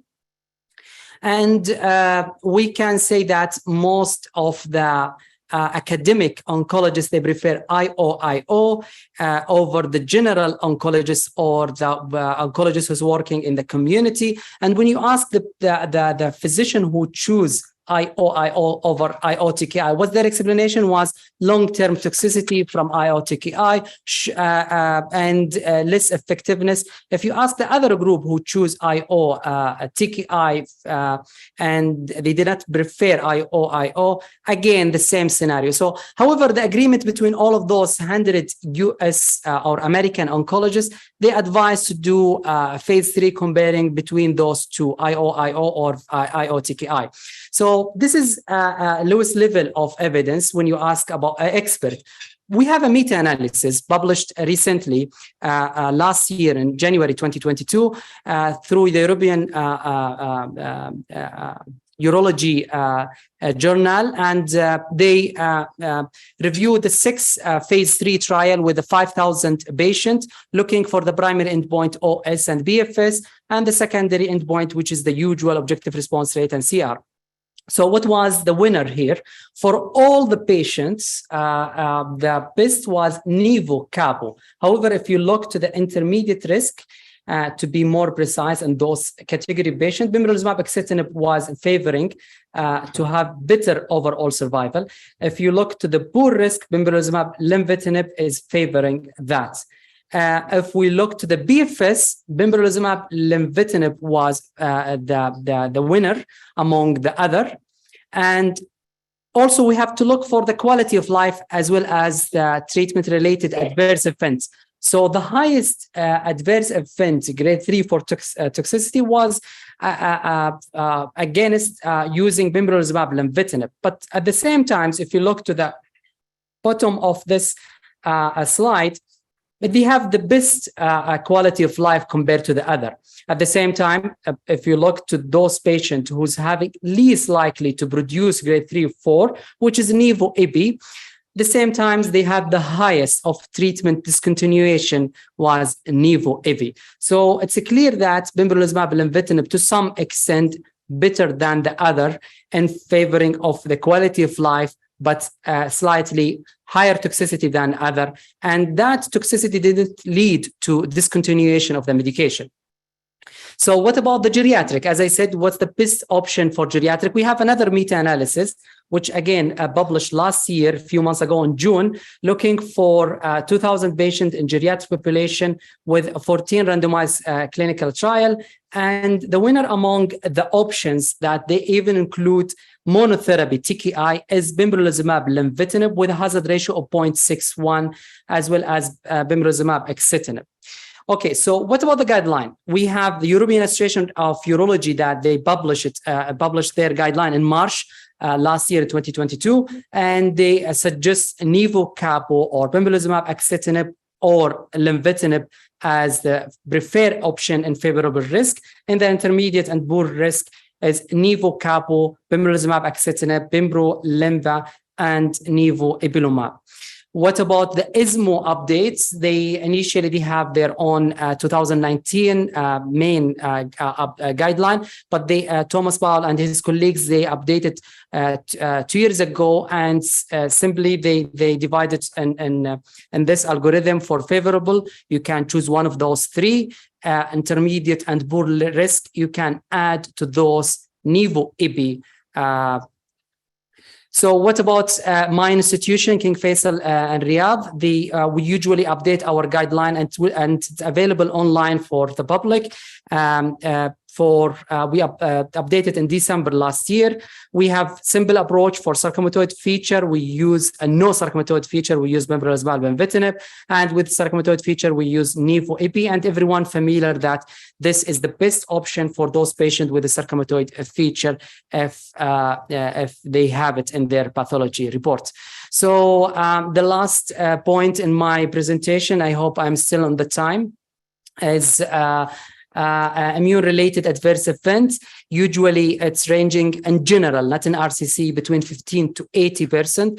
Those who's using PDL, they have 14% of a grade 3.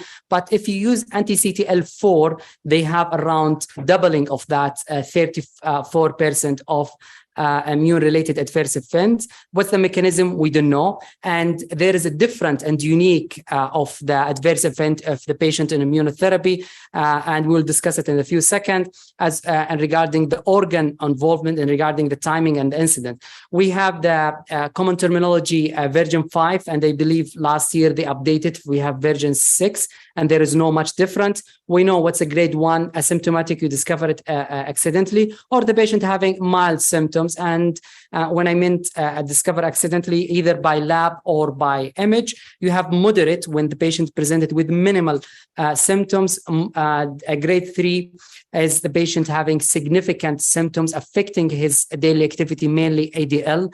And grade 4 is the life-threatening toxicity. So the earliest we have endocrine, which happen usually within the first 5 weeks, as well as the dermatology. Both of those, they are the earliest adverse event happen. What's the latest or the event that happened very late is the neurological symptoms. It can occur like 3 years or 4 years after starting the immunotherapy. The nephrological, not neurological, nephrological in form of interstitial nephritis. And the timing, we are familiar with this, also common or familiar slide that it can happen anytime. The endocrinopathy, liver toxicity, dermatological, and pulmonary toxicity. So if we look to the different immunotherapy, if I use CTL4 like ipilimumab, I have more colitis, more hypophysitis, more rash, pruritus.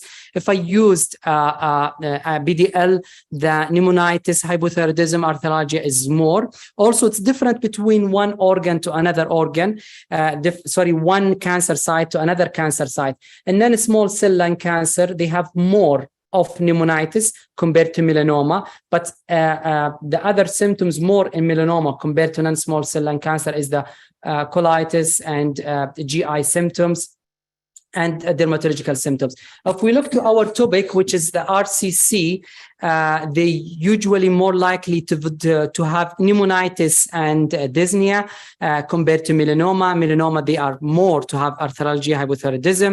And this is, again, a quick approach for the patient with immune-related adverse events. If it's a grade 1, just observe it. Grade 2, you have to hold the medication and consider low-dose steroid. If it's a grade 3, again, you have to hold or discontinue the immunotherapy, and patients need to be admitted and close monitoring. A grade 4, for sure, you need to put the patient in a critical care setting like ICU or CCU. And this is a nice app that you can download it. I downloaded in my personal iPhone to use it very quickly to look for quick help and guideline in your busy clinic, how to approach for patient with immune-related adverse events. And keep in mind, as we are saying in Arabic, لرب ضارة نافعة, not everything is bad, it's really bad. You have to look deep on that. So if there is a few study mentioned that if the patient develop adverse event from immunotherapy, it's a predictor for a good response, mainly diarrhea, colitis. You can see there is a difference in the Kaplan-Meier in the right side. For those patients who develop diarrhea, they are having a good outcome compared those without diarrhea. Again, this is retrospective analysis. It's not great data, but this is what we have. Also, there is other data suggests that when Nivo-Epi, if the patient having skin rash or GI or endocrine, also reflecting a good response. Another study also, they have the same, that patient with adverse event, especially endocrine and GI, rather than liver and lung, they have a prolonged survival if they develop those kind of toxicity. Another study confirmed that. And that's it. Thank you.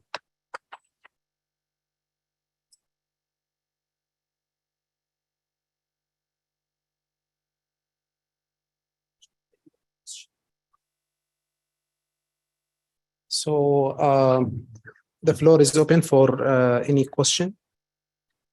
Just one question. Okay. Hi, thank you for your presentation. Assalamu alaikum. Thank you for your presentation, Dr. Fahad. You showed us for the sarcomatoid features, the way that you deal with patient at King Faisal Specialist Hospital. What about chromophobe? Does that affect your decision for the treatment?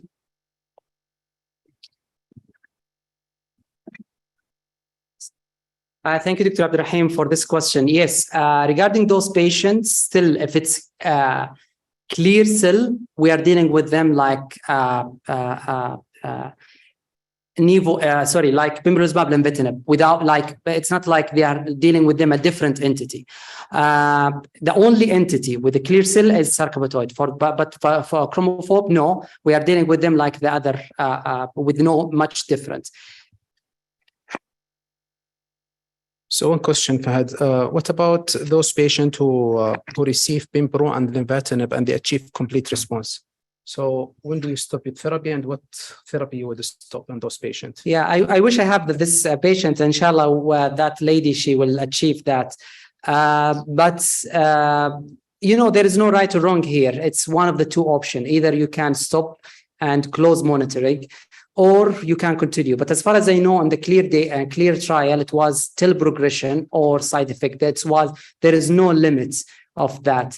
But my approach, usually have to appreciate the quality of life of the patient. So if I have a good radiological response to the level that they have CR and at least 2 consecutive image, I will hold it. I will do a close follow-up with a radiological scan, mainly CT scan, for at least in the next 6 months with around 2 to 3 CT scan. And after that, I can prolong the interval, and I can safely monitor the patients.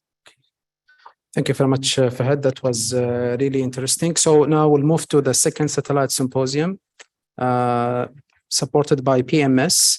And it's my pleasure to invite Dr. Mubarak Al-Mansour to moderate the session. Please, Dr. Mubarak. طيب بسم الله الرحمن الرحيم الصلاة والسلام على رسول الله. Thank you Dr. Muhammad and also again Dr. Ashwag and the scientific and the organizing committee for this excellent masterclass. I think the first session was amazing, and would like also to thank all the colleagues presented in the first session. And now we'll move to the satellite symposium sponsored by BMS, and I would like to thank them also for the kind invitation. And it's my pleasure to introduce my colleague, Dr.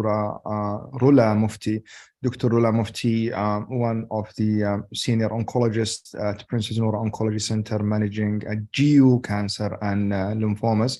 So I'm really privileged to have Dr. Rula treating both sides that I treat, and sharing the daily by our practice and discussing our cases. And she is going to present on trials to practice, sharing the clinical values of immunotherapy combination in the advanced RCC, and hopefully that will trigger a lot of questions when we have time on sharing their experience. So Dr. Rula, the mic is yours. بسم الله الرحمن الرحيم والصلاة والسلام على أشرف الأنبياء والمرسلين. I'd like to start by thanking BMS for sponsoring this satellite symposium, Dr. Ashwag Al-Alayan and all the rest of the team, Dr. Al-Garni, Dr. Kanan Al-Shammari, and the colleagues in National Guard Riyadh. So I'll be talking today, as Dr. Mubarak has mentioned, our chairman and mentor, and I thank him a lot for this kind of introduction. So as he mentioned, we are really lucky and privileged to share our cases and to have common practice. So he knows all of my patients and I know his patients, and we discuss them in the tumor board. So I will be sharing some of our experience with you, and please let me know if you see my slides. Do you see my presentation? Yes, but can you put it in the presentation mode? Yes. Is it good now? Okay. So I'm going just to hint or to talk a bit about the disease burden of metastatic renal cell carcinoma. I'm lucky that Dr. Al-Mikbil made my presentation much easier, as he mentioned some of the things that I'm going to talk about right now. So as we know that around 30% of renal cell carcinoma present with metastasis at diagnosis, and this is not a simple thing. Like at least 30% of those patients would be metastatic from the beginning. And if we look at the 5 years overall survival of those patients, this is only of 12%, like really very poor numbers. If we look at another 20 to 30% of organ confined cancers relapse and develop metastasis, while around 40% of the patients relapse after surgery in less than 12 months. The 2 years survival is of around 22%, and approximately 40% of RCC patients would die from metastasis, even those diagnosed with early stage disease. So we need to do a lot for those patients, and luckily things have evolved a lot in the past couple of years, and we know that the mainstay of treatment is the molecular pathway for targeting either vascular endothelial growth factors by tyrosine kinase inhibitors, and we have several TKIs that are approved for treating metastatic renal cell carcinoma. We have as well multiple PD-1 inhibitors that are luckily also approved for treating those patients. We all know the IMDC criteria, or the HING criteria, that is based on clinical part and laboratory part, the performance status, less than 80 of Karnofsky, less than 1 year from the time to diagnosis to systemic therapy, and laboratory, including anemia, hypercalcemia, thrombocytosis, and neutropenia. So for a favorable risk, you have to have 0 of those, intermediate 1 to 2 factors, and poor risk 3 or more factors. So if we look at our proportion of patients, and from different trials or publications, we know that around 50 to almost 60% of the patients are in the intermediate risk category, while the other 40% is divided between poor and favorable risk patients. In our population, I think we see a bit more of poor risk population than favorable risk population. If we look at the time from second line to disease progression, and we can see that there is a clear difference in months of survival in those three different categories of patients according to their risk group, ranging from almost 6 months since the second line initiation to around 35 months for patients with favorable risk group. We are learning more and more that renal cell carcinoma is not one disease. It is a lot of more complex molecular and microenvironmental diseases under the same name. So if we look at the evolution of treatment of clear cell renal cell carcinoma that constitutes of 85% of renal carcinoma, you can see that up to 2005, we had only interleukins 2 and interferons in the treatment for those diseases. And starting from 2006 to 2016, those years were predominated by tyrosine kinase inhibitors, and maybe the bevacizumab also came in through. And starting from 2017, we had a plethora of immunotherapy for renal cell carcinoma and multiple approvals for different lines, including nivolumab, ipilimumab, pembrolizumab, axitinib, pembrolizumab, lenvatinib, nivolumab, cabozantinib, and all of those lines are we have used all of those lines for our patients. If we look at the rationale for immunotherapy in this population of patients, we know already in the pre-immunotherapy era, chemotherapy was used and unfortunately was completely unsuccessful in treating those patients. And we know by now that spontaneous advanced RCC remissions attributed to the immune system have been observed. We know as well that RCC exhibits immune cell infiltrates and several immune escape mechanisms that have been reported in several preliminary trials or preclinical trials. Historically, as well, the mainstay of treatment before the era of TKIs and immune checkpoint inhibitors was interleukin-2 and interferon alpha. That was not very bad in treating those patients, at least better than chemotherapy. Another rationale for is the microenvironment of renal cell carcinoma. We know that renal cell carcinoma is a very special type of cancer that is quite different from other solid malignancies. We know that the tumor cells exhibit at least 24% of PD-L1 positive cells, which render them more susceptible to being positively affected by this treatment. We know as well that the T cell infiltrates or tumor infiltrated by lymphocytes are more than 50% in renal cell carcinoma. So those two combinations render the treatment or the rationale for using PD-1 very attractive in this population of patients.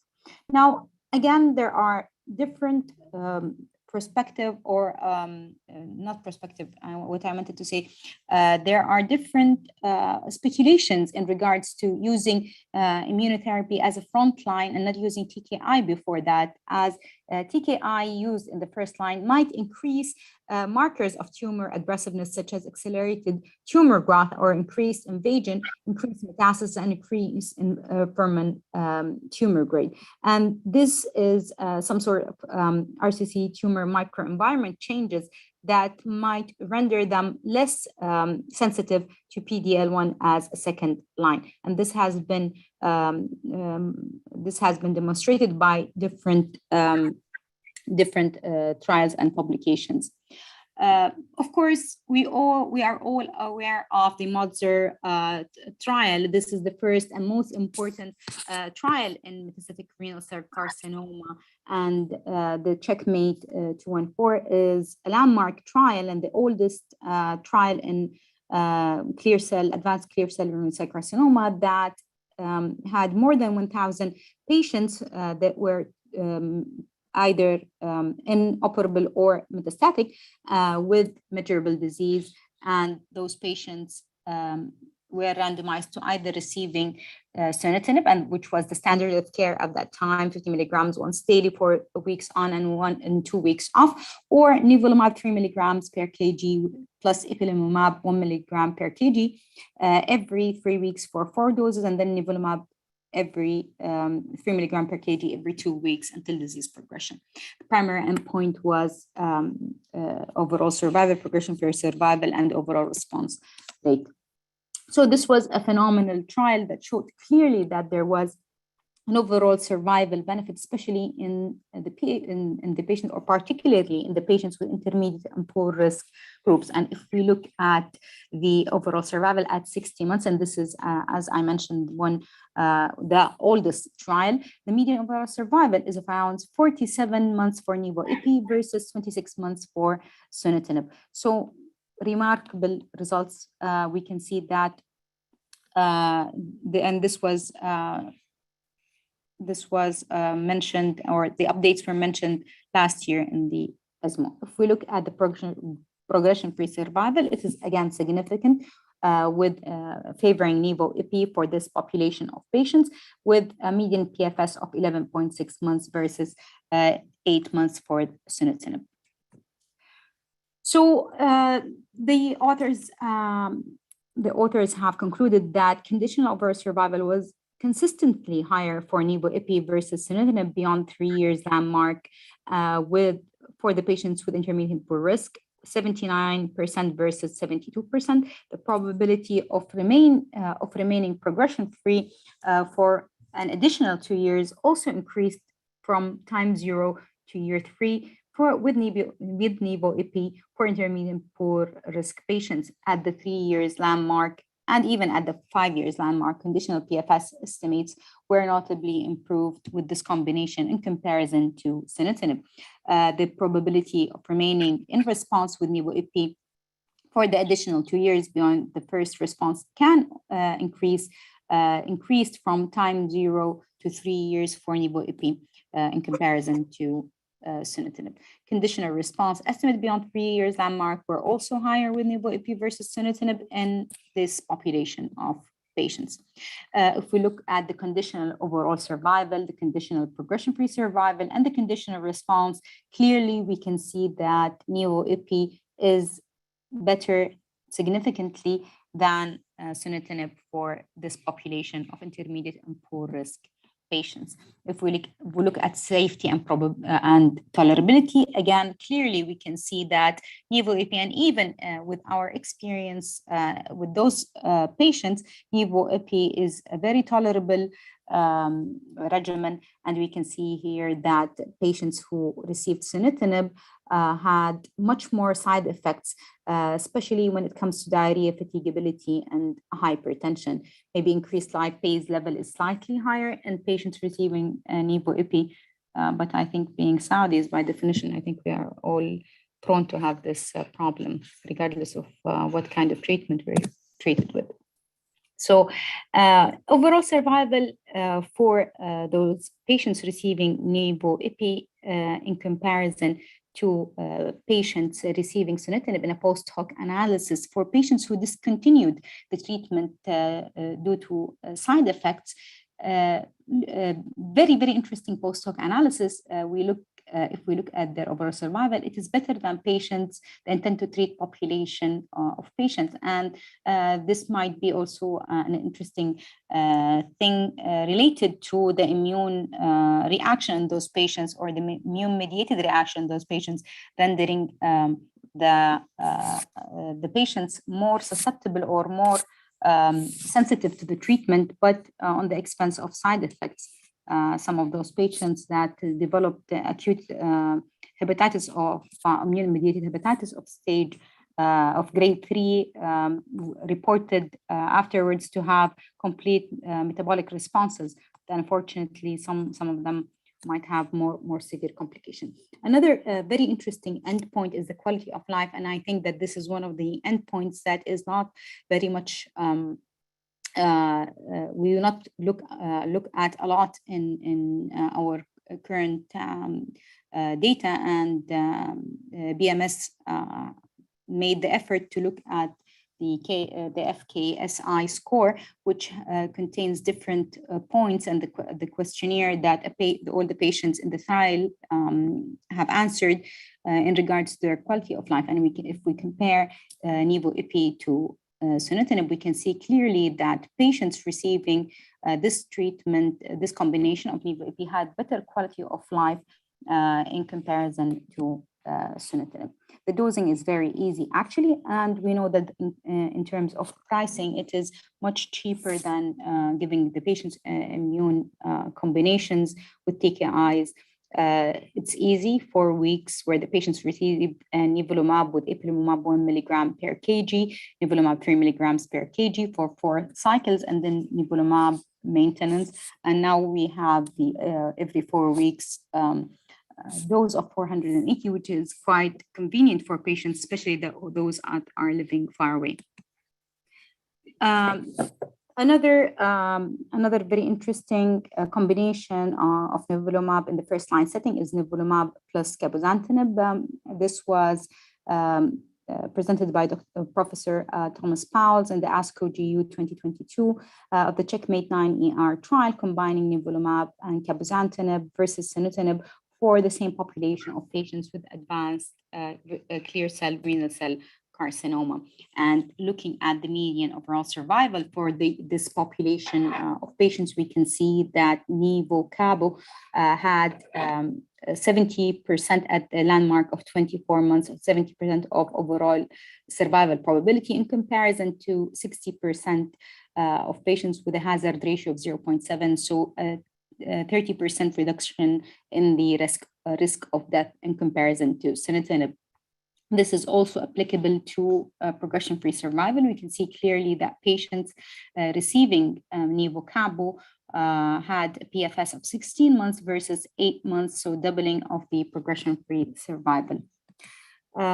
If we look at complete responses and overall response rate is of 50%, 55% versus 28%. The complete responses are of 12.4%, more than double of what we see with sunitinib, and the stable disease, 30% of the patients, partial response, 43% of the patients, and median duration of response is 23 months versus 15 months for single agent sunitinib. The results showed exposure disposition and subsequent therapy in intended use population among all patients treated, around 320 patients in each arm. 28% versus 14.4% remained on therapy with nivo-cabo versus sunitinib, with a median duration of therapy of 21 months versus 8 months, respectively. The primary reason for discontinuation was disease progression, not side effects, in 40% of the patients, nivo-cabo versus 60% for sunitinib. Among patients who discontinued nivo-cabo for any reason, 30% received subsequent therapy. The most common was TKI, VEGF TKI. Among patients who discontinued sunitinib for any reason, obviously around 44.5% of the patients received any subsequent therapy, and most commonly nivolumab as second line. Depth of response in target lesions by organ site in the exploratory post-hoc analysis. Interestingly, the depth of response in target lesions by organ site was higher in patients higher proportion of patients experience more 30% or more reduction from baseline with nivo-cabo versus sunitinib. For example, in the liver, 47% versus 33% for sunitinib, in the lung, 75%, much higher than sunitinib, 46%, etc. If we look at the depth of response, this is an explanation of what I said earlier, and I will just jump to the safety of this regimen. All cause adverse events occurred in almost 99% of the patients, but receiving Nivo-Cabo, and 82% of the patients receiving, 99 of patients receiving Nivo-Cabo, and 99.1 for patients receiving sunitinib. So the most important thing is the grade 3 or higher side effects, where 82% in patients receiving Nivo-Cabo and 75% in patients receiving sunitinib. Treatment-related adverse events occurred in 97.2 versus 93% of patients receiving Nivo-Cabo versus sunitinib respectively. And if we look at the treatment-related adverse events that led to discontinuation of Nivo-Cabo or Cabo only, or both of them, was only 27%. This is really a small number of patients that discontinued the treatment due to adverse events. So moving forward, overall, 20% of, or 21% of the patients treated with Cabo-Nivo received corticosteroids for adverse immune-related adverse events. If we look at those side effects, it's actually quite typical for this combination of immune checkpoint inhibitors and TKI, but might be slightly less than other combinations. And in our practice, actually, Nivo-Cabo is one of the most tolerated regimens for TKI combined with immune checkpoint inhibitors in comparison with other regimen. And this might be also an interesting point that can be discussed later on. So with a median follow-up for overall survival of 32.9 months, Nivo-Cabo provided improved survival versus sunitinib in the final analysis of overall survival. And if we look at the NCCN guidelines for patients with poor or intermediate risk groups, we can see that they included axitinib, pembrolizumab, cabozantinib, nivolumab, ipi, nivo, lenvatinib, pembrolizumab, as well as cabozantinib as a single agent. Though I think it's a bit less than what the patients should be receiving in this time. I would like to present to you just as fast as I can two interesting cases that I had in my practice. And if we look at those two cases from like far away, you might say that they're very similar. But the first case is a 70-year-old gentleman with metastatic clear cell renal cell carcinoma, while the second case was a 53-year-old patient with metastatic clear cell renal cell carcinoma to the lung with very few, I would say 3 to 4 bony metastatic lesions. The first 70-year-old patient is diabetic hypertensive. He has an ischemic heart disease with 2 stents and ejection fraction of around 40%. The other patient has a comorbid, he's 53, and the comorbids includes diabetes only. If we look at their HING criteria for, or where are they categorized, they are both of poor risk. Their performance status, ECOG performance status is more than 2. They both had anemia, and time from the diagnosis to initiating the treatment is less than a year. They both, as I said, had anemia, and they presented with cough and shortness of breath. The younger patient had a very minor lower back pain as well. So if we look at those 2 cases, we might say, oh, 2 cases of patients with poor risk group, and they might be similar. We can treat them in this almost the same manner, but in reality, a lot of things play a role in when we choose our treatments for those patients. The first thing is the prior history of those patients, or the development or the natural history of their disease. The first case, the 70-year-old gentleman, had a left radical nephrectomy and adrenalectomy in King Abdulaziz University Hospital in January 2019. So the patient remained on follow-up, and he was fine for almost 2 years. And then he presented with the shortness of breath and cough that led to diagnosis of lung metastasis in December 2020. So you can see that this patient remained unmetastatic for 2 years and then presented with this metastasis. 2 years is relatively a long time. While when we look at the other patient, he presented with de novo metastatic disease. He is a younger patient. He had a dry cough for around 2 months and progressive lower back pain that led to diagnosing him.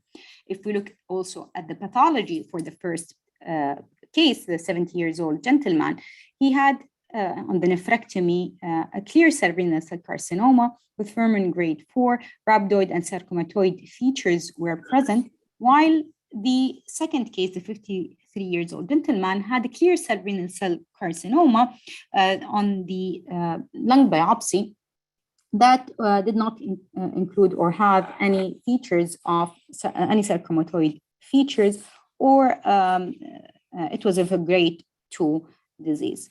So look, if we look at the imaging of the first gentleman, he had multiple lesions, pulmonary lesions that are very typical for lung metastasis.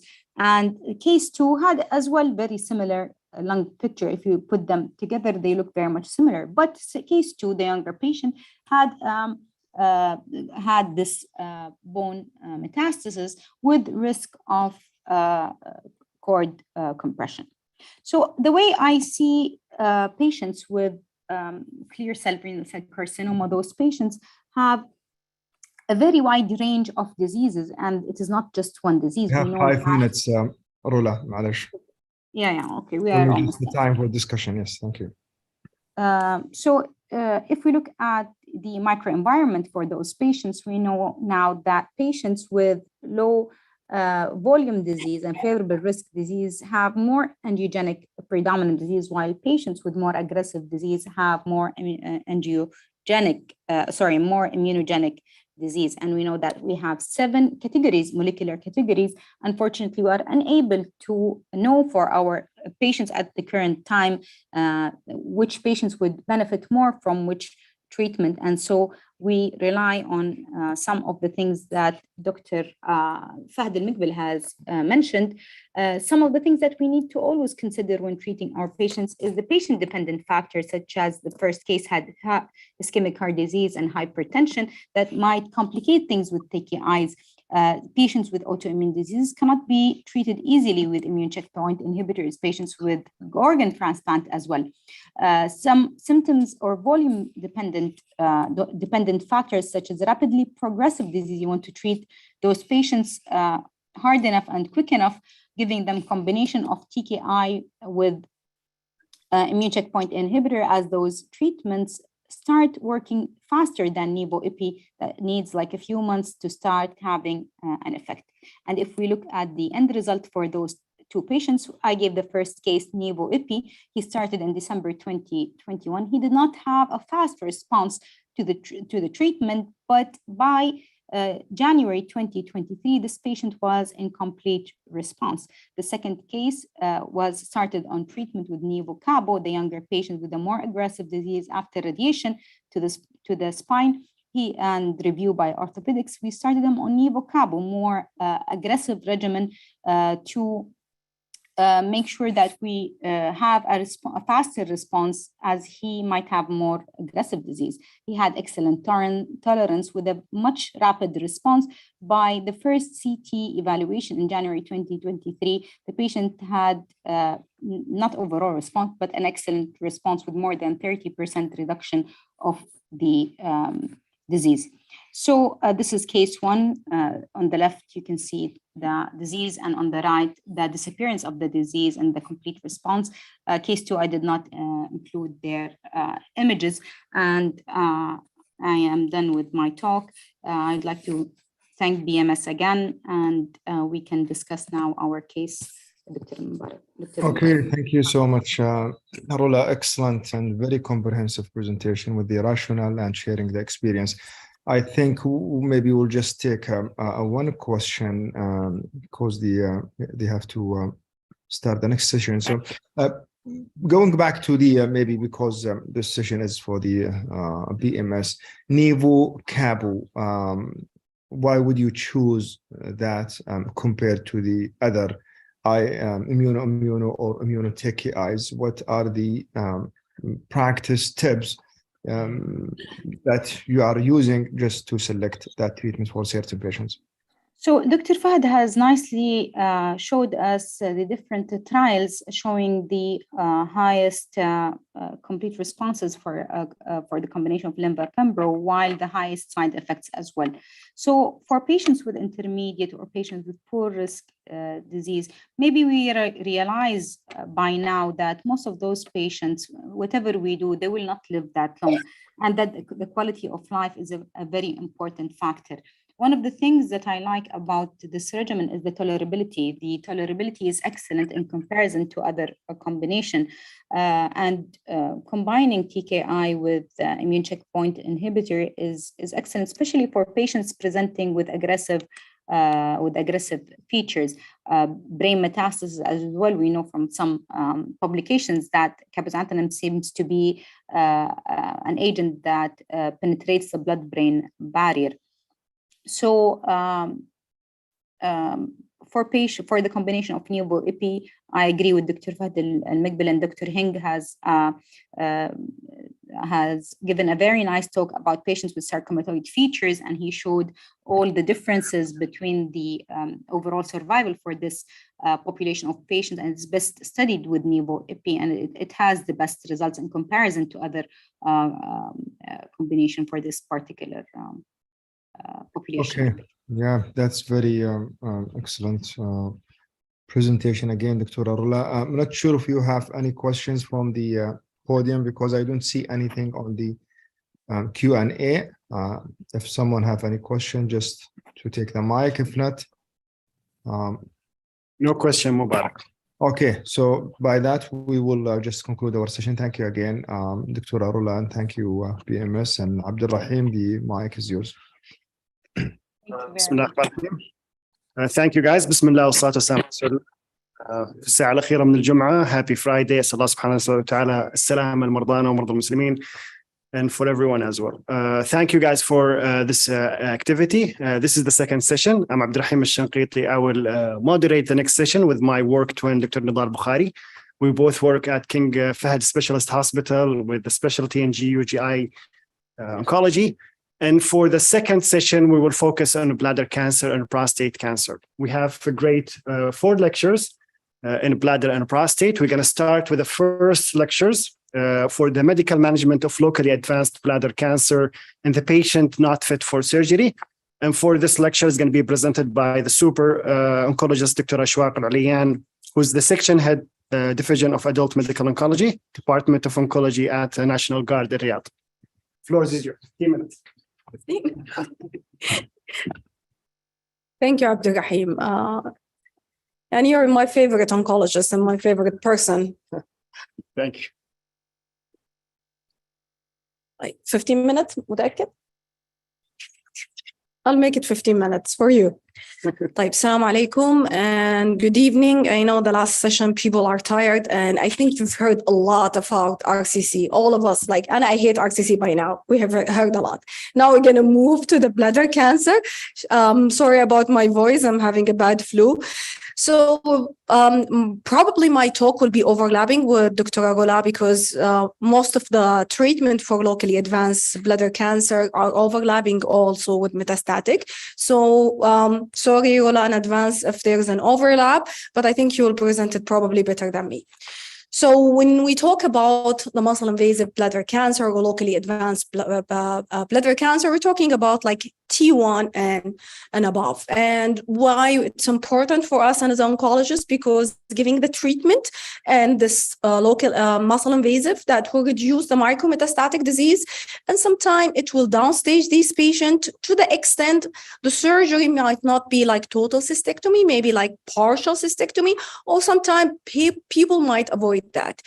But when we talk about patient are not fit, our patient in this population is above 70. Most of of the patients, they refuse the surgery, honestly. So they will say no for surgery, even if they are fit.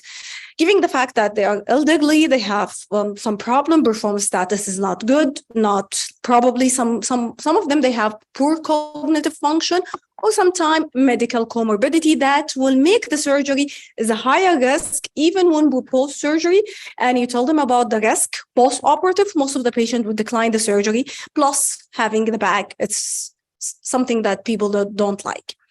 So in terms of bladder preservation, I'm not a surgeon, protocol, they will do a radical transurethral resection for the bladder tumor, or they will do a partial cystectomy alone, or combination with either modality, either chemotherapy, radiation, or chemoradiation. And that's the conventional way which we learned ages ago.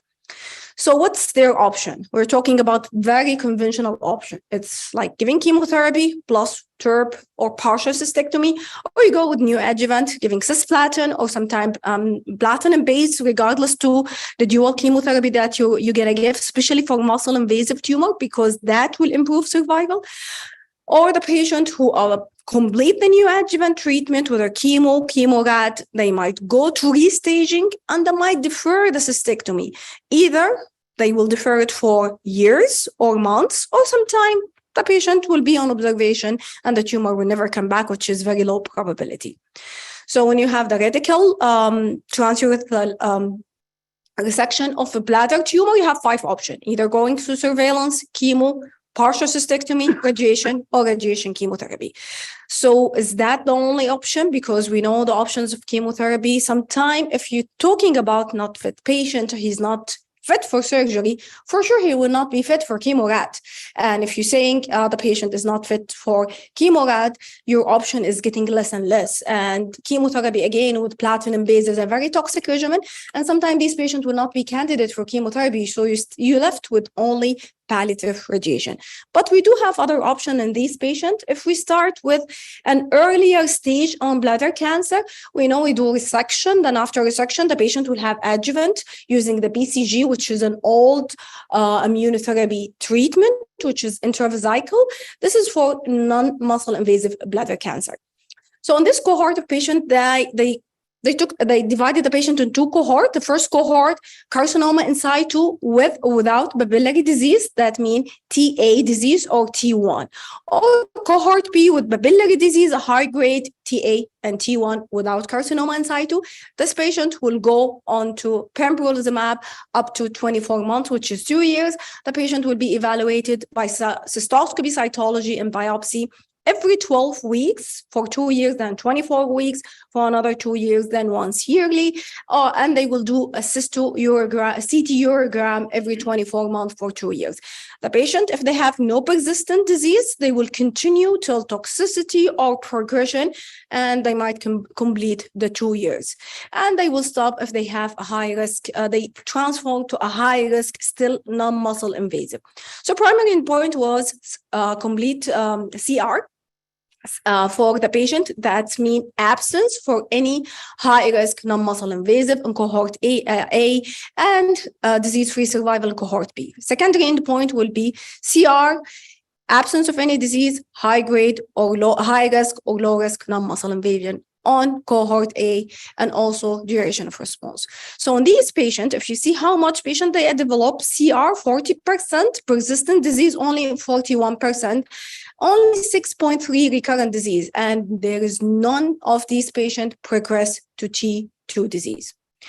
If you look here at duration of response was around the median was 16 months, at 12 months, more than 50% they achieve CR. So out of that 96 patients, 39 patients, they achieve CR on their first assessment. So if you look here on the patient who complete response, regardless to the group, sex, age, geographic, performance status, and most important, the PD-L1 test, whether the CBS score more or less than 10, they do achieve it. So here they look at delaying cystectomy on these patients. And if you look at the non-muscle invasive patient with a T0, 4 achieve CR, and for the patient carcinoma in situ, 6 out of 16. And for the patient with T1, none of them achieve For the T3, T2, none of them. But if you look at the T3, they defer cystectomy 457 days, which is more than 1.5 years, which is very good. So only the patient have upstage 3 out of 38, which is 8%. So if you're talking about pembrolizumab, let's talk about Pembro on unresectable locally advanced. So if your patient is locally advanced disease and he's refusing surgery, he will be considered locally advanced non-resectable, either patient refuse or he's not a candidate for surgery. So he will be one of these candidates for immunotherapy. So this trial trying to test combination immuno and chemo, or immuno or chemo single alone as a standard of therapy. So looking at Pembro, the 200 every 3 weeks, Gem plus Cis or Carbo up to 6 cycle, then the patient will continue in Pembro, or Pembro every 3 weeks up to 35 cycle.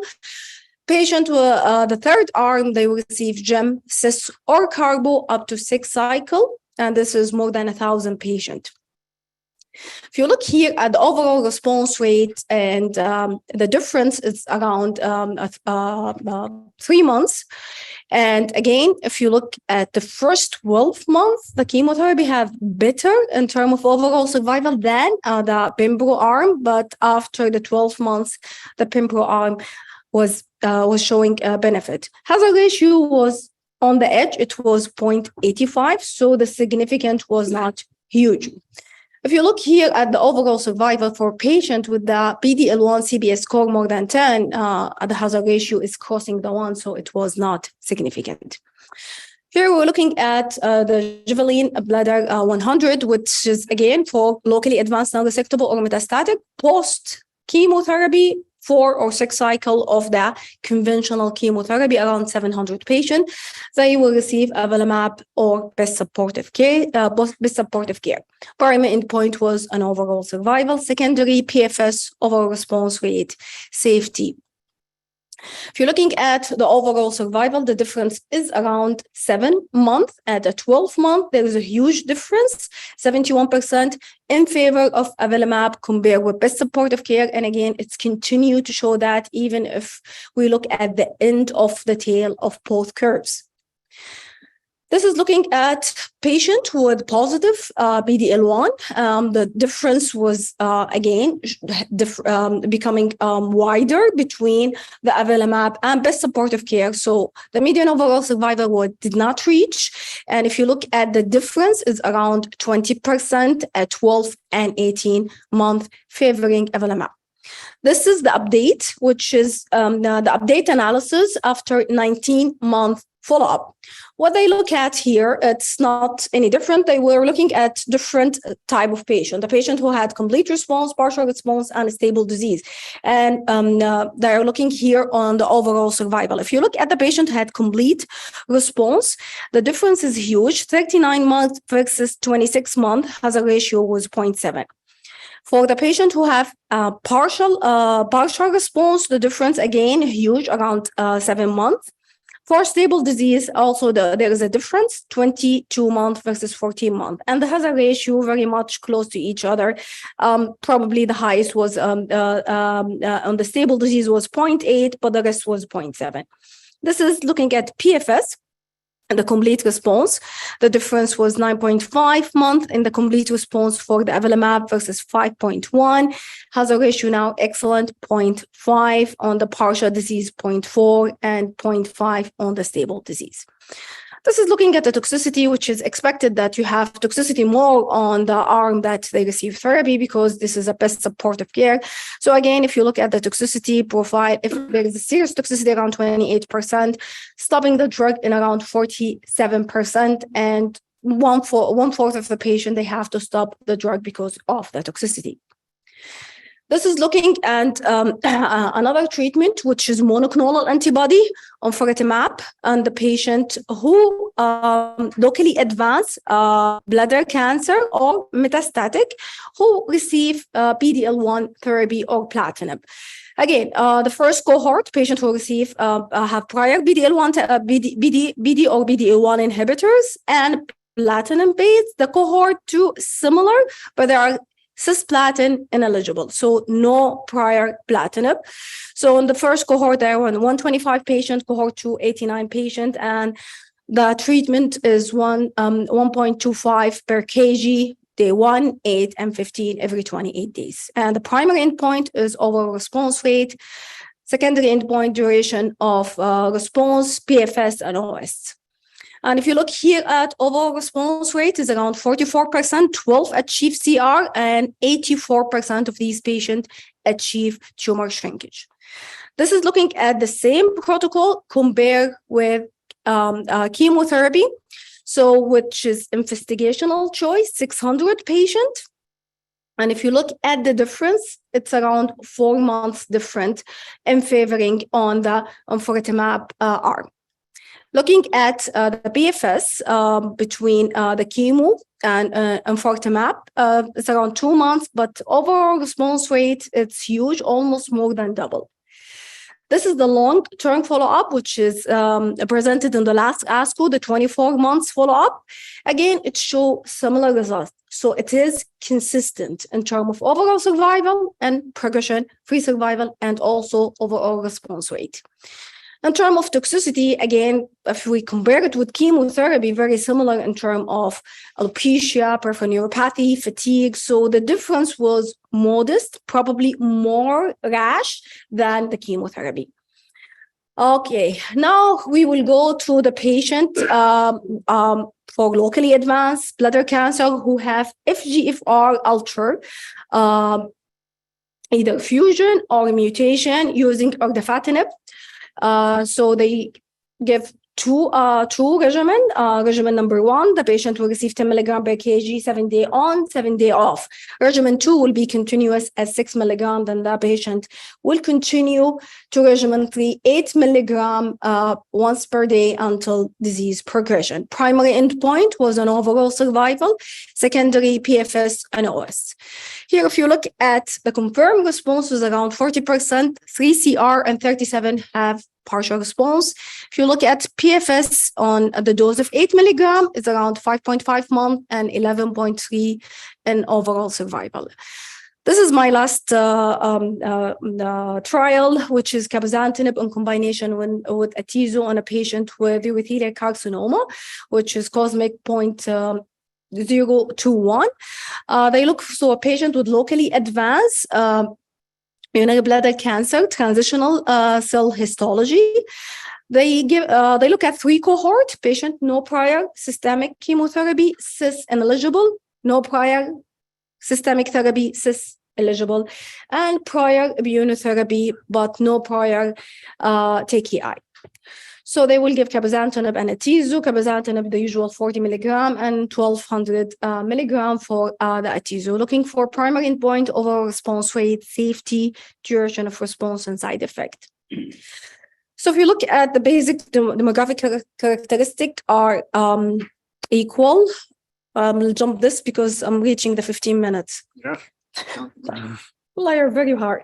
So in terms of overall response rate, if you look at the patient with cisplatin eligible, they have the better overall response rate compared to coming second cis eligible patient who receive immune checkpoint inhibitors. They have overall response rate was 10.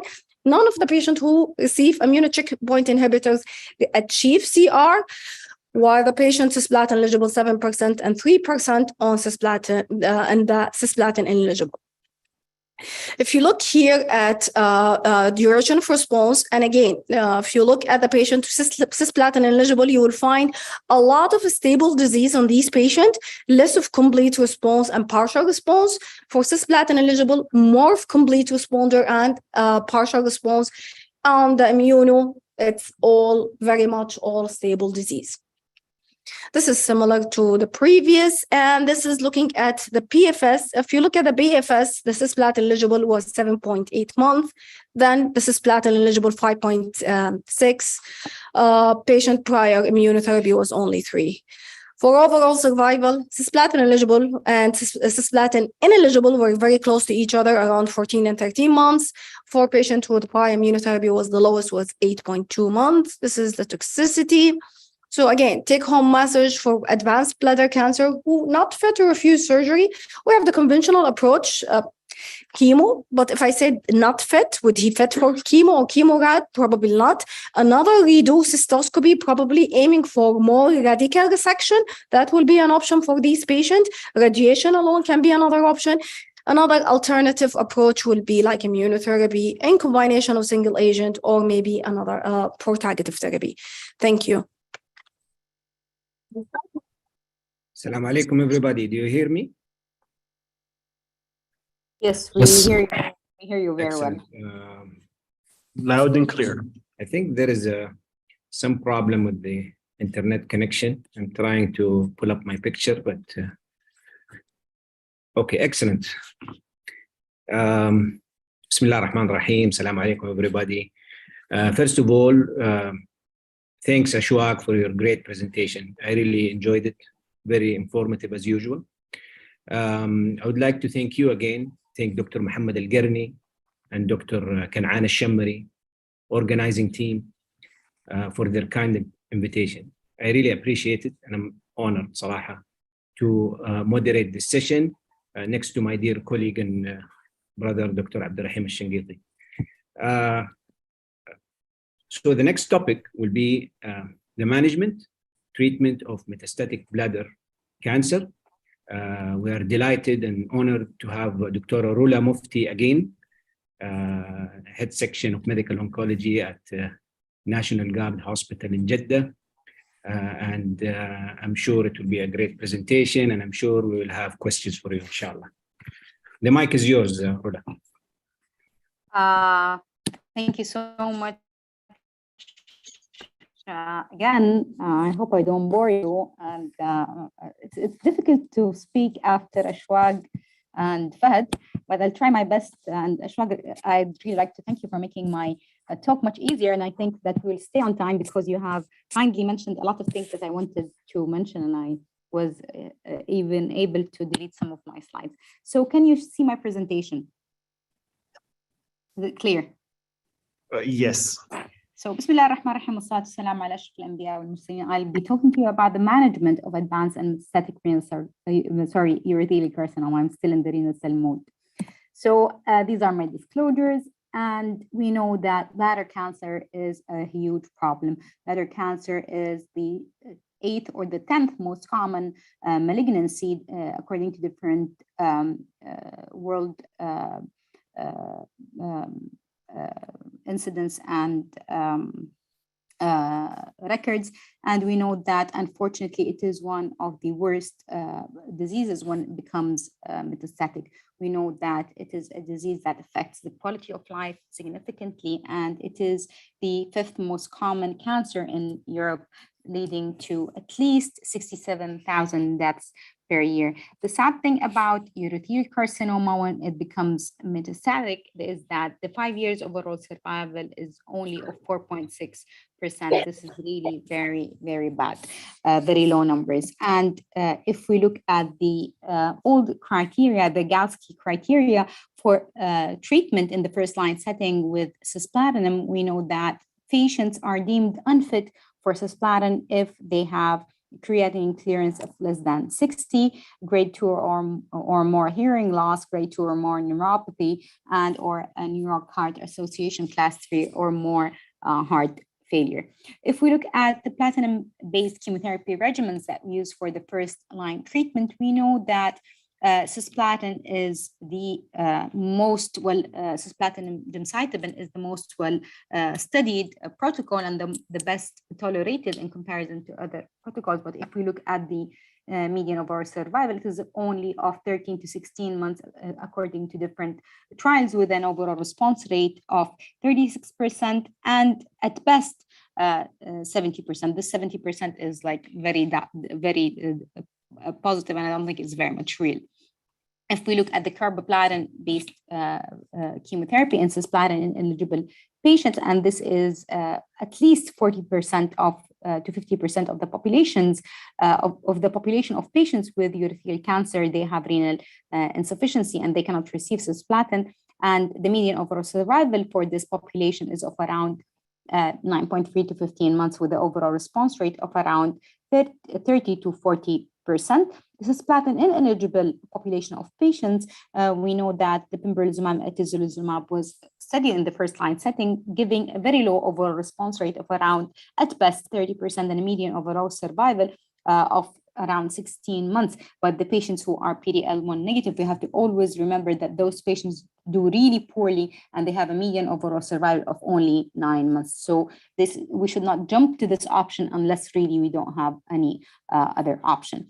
The second line and further for urothelial carcinoma, we have the area prior to erdafitinib and enfortumab vedotin and the other antibody drug conjugate. We had the gemcitabine as a single agent that was studied, taxane-based chemotherapy, the MVAC that is actually quite difficult to tolerate in the second line, the venflunine that is available in Europe, and the immune checkpoint inhibitors, giving an overall response rate of around 30%, which is actually quite modest, and the median overall survival of around 18 months. So very sad numbers actually. And what makes it even bad, if we look at all the first line regimens, they give of around median overall survival of around 14 months when you start with cisplatin, when you are able to give cisplatin, and when you give carboplatin, it is of around 9.3 months. And this was in the era prior to avelumab maintenance. So these were the numbers that we had before the maintenance therapy. And then there was a real need for some sort of a change in the first line setting. And there was a lot of trials that came along in the first line setting, combining immunotherapy to first line cisplatin gemcitabine. And I don't know where this slide would go, but I hope I find it later on. And there were 5 trials that came back negative, combining pembrolizumab to gemcitabine, cisplatin, the durvalumab and tremelimumab, and some other protocols. And unfortunately, all of them came back negative. So for around 20 years, negative trials for metastatic urothelial carcinoma, until came the Javelin Bladder 100. The Javelin Bladder 100 is a phase 3 trial that looked into maintenance treatment after first-line chemotherapy with either carboplatin or gemcitabine or cisplatin gemcitabine chemotherapy, and they left the possibility of giving 4 to 6 cycles of chemotherapy, and after which the patient, if the patient is stable or he has good response, then the patients were randomized to either receiving maintenance avelumab 10 milligram per kg every 2 weeks, plus best supportive care, 350 patients, versus only best supportive care until disease progression. The primary endpoint was overall survival. So this trial, as Dr. Ashwag has showed us, showed clearly that there was a median overall survival benefit of 30% reduction in the risk of death with maintenance therapy in comparison to best supportive care alone. So what we used to do before the avelumab maintenance era is that we waited until disease progression to give the second line of immune checkpoint inhibitor, pembrolizumab, and we see clearly that this maintenance treatment gave better control over the disease. So this was true, this benefit was true, sorry, I don't know why it's scrolling back. So this benefit was true for the patients who were PD-L1 positive or PD-L1 negative, and it was true, this benefit was true also for patients receiving carboplatin chemotherapy, patients receiving 4 cycles of chemotherapy in the post hoc analysis. And for the sake of time, I don't want to bore you, and I don't want to include 1,000 slide. So, but the post hoc analysis showed clearly that there was a superiority of the avelumab maintenance despite all of those different things. And if we look at the adverse events, which is very important, we can see, first of all, treatment subgroup analysis, we can see that all subgroup analysis, including different regimens of chemotherapy, different involvement of visceral or non-visceral metastasis, different even creatinine clearance or PDL1 status, they all favored avelumab maintenance over best supportive care. So looking at the safety and tolerability, we know very well, and even from trying or treating patients with avelumab, that it is very well tolerated regimen, and its profile of adverse events is very much similar to other immune checkpoint inhibitors used as single agent. So if we look at the of pembrolizumab in this population of patients when used in the second-line treatment, there was this phase 3 trial that compared patients who progressed after first-line chemotherapy to either give them pembrolizumab in the second line or giving them what we used to give either chemotherapy with paclitaxel or docetaxel or vinflunine. And this was a large trial of 500 plus patients. And this trial has showed superiority of pembrolizumab over chemotherapy in this population of patients, the second line, with 3 months overall survival benefit. But again, if you look really disappointing numbers. The side effects is excellent, very well tolerated, very similar to what we see with avelumab maintenance. Dr. Ashwag has nicely talked to us about the FGFR mutation and the erdafitinib in this population of patients, and we know that metastatic urothelial carcinoma would harbor at least 20% FGFR alteration, and this led to the BLC 201 study, which was a phase 2 study that included 99 patients with FGFR mutation. Those patients were randomized to either receiving erdafitinib 10 milligrams per day for 7 days on and 7 days off, or the second regimen was erdafitinib. And this trial has showed a median PFS of 5.5 months and median overall survival of 11.3 months. And this treatment was approved for this population of patients by the FDA and the EMA. Dr. Ashwag has nicely talked to us about the adverse events for this population of patients. We always have to be very careful about the ocular side effects of this treatment. I advise all people prescribing this medication to have an ophthalmologist following up the patients from a baseline before starting the treatment and later on, as well as a proper and very close monitoring of hyperphosphatemia.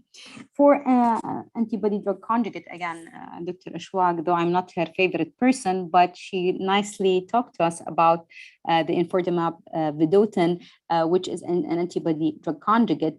And also, I would like to mention that sacituzumab govitecan has been also another antibody drug conjugate, but slightly different from enfortumab vedotin, that has been also granted an accelerated FDA approval based on a phase 2 trial. So enfortumab vedotin had, as Dr. Ashwag showed us, maybe a more robust trial, and it is it targets nectin-4, which is transmembrane cell adhesion molecule that is highly expressed in metastatic urothelial carcinoma, while the sacituzumab govitecan targets TROP2. So they are different molecules, and maybe we can give the patients those treatment subsequently. We don't have evidence on that, but they are different. We know that surely they are different agents with different profile of side effect. The trial, the EV-301, Dr. Ashwag has talked to us about its results and even the extended results of this trial, and I will not mention more than that in this regard. But again, very promising treatments, and we might be having very soon the results of the enfortumab vedotin pembrolizumab in the first line, the phase 3 trial, early next year. And I think that this might change our practice. I'm almost done. So most importantly for the sacituzumab govitecan is the bone marrow suppression. It's very important to give these patients GCSF support. They can cause neutropenia and leukopenia in a high number of patients. So I will just move to my conclusions, and I'm glad that Dr.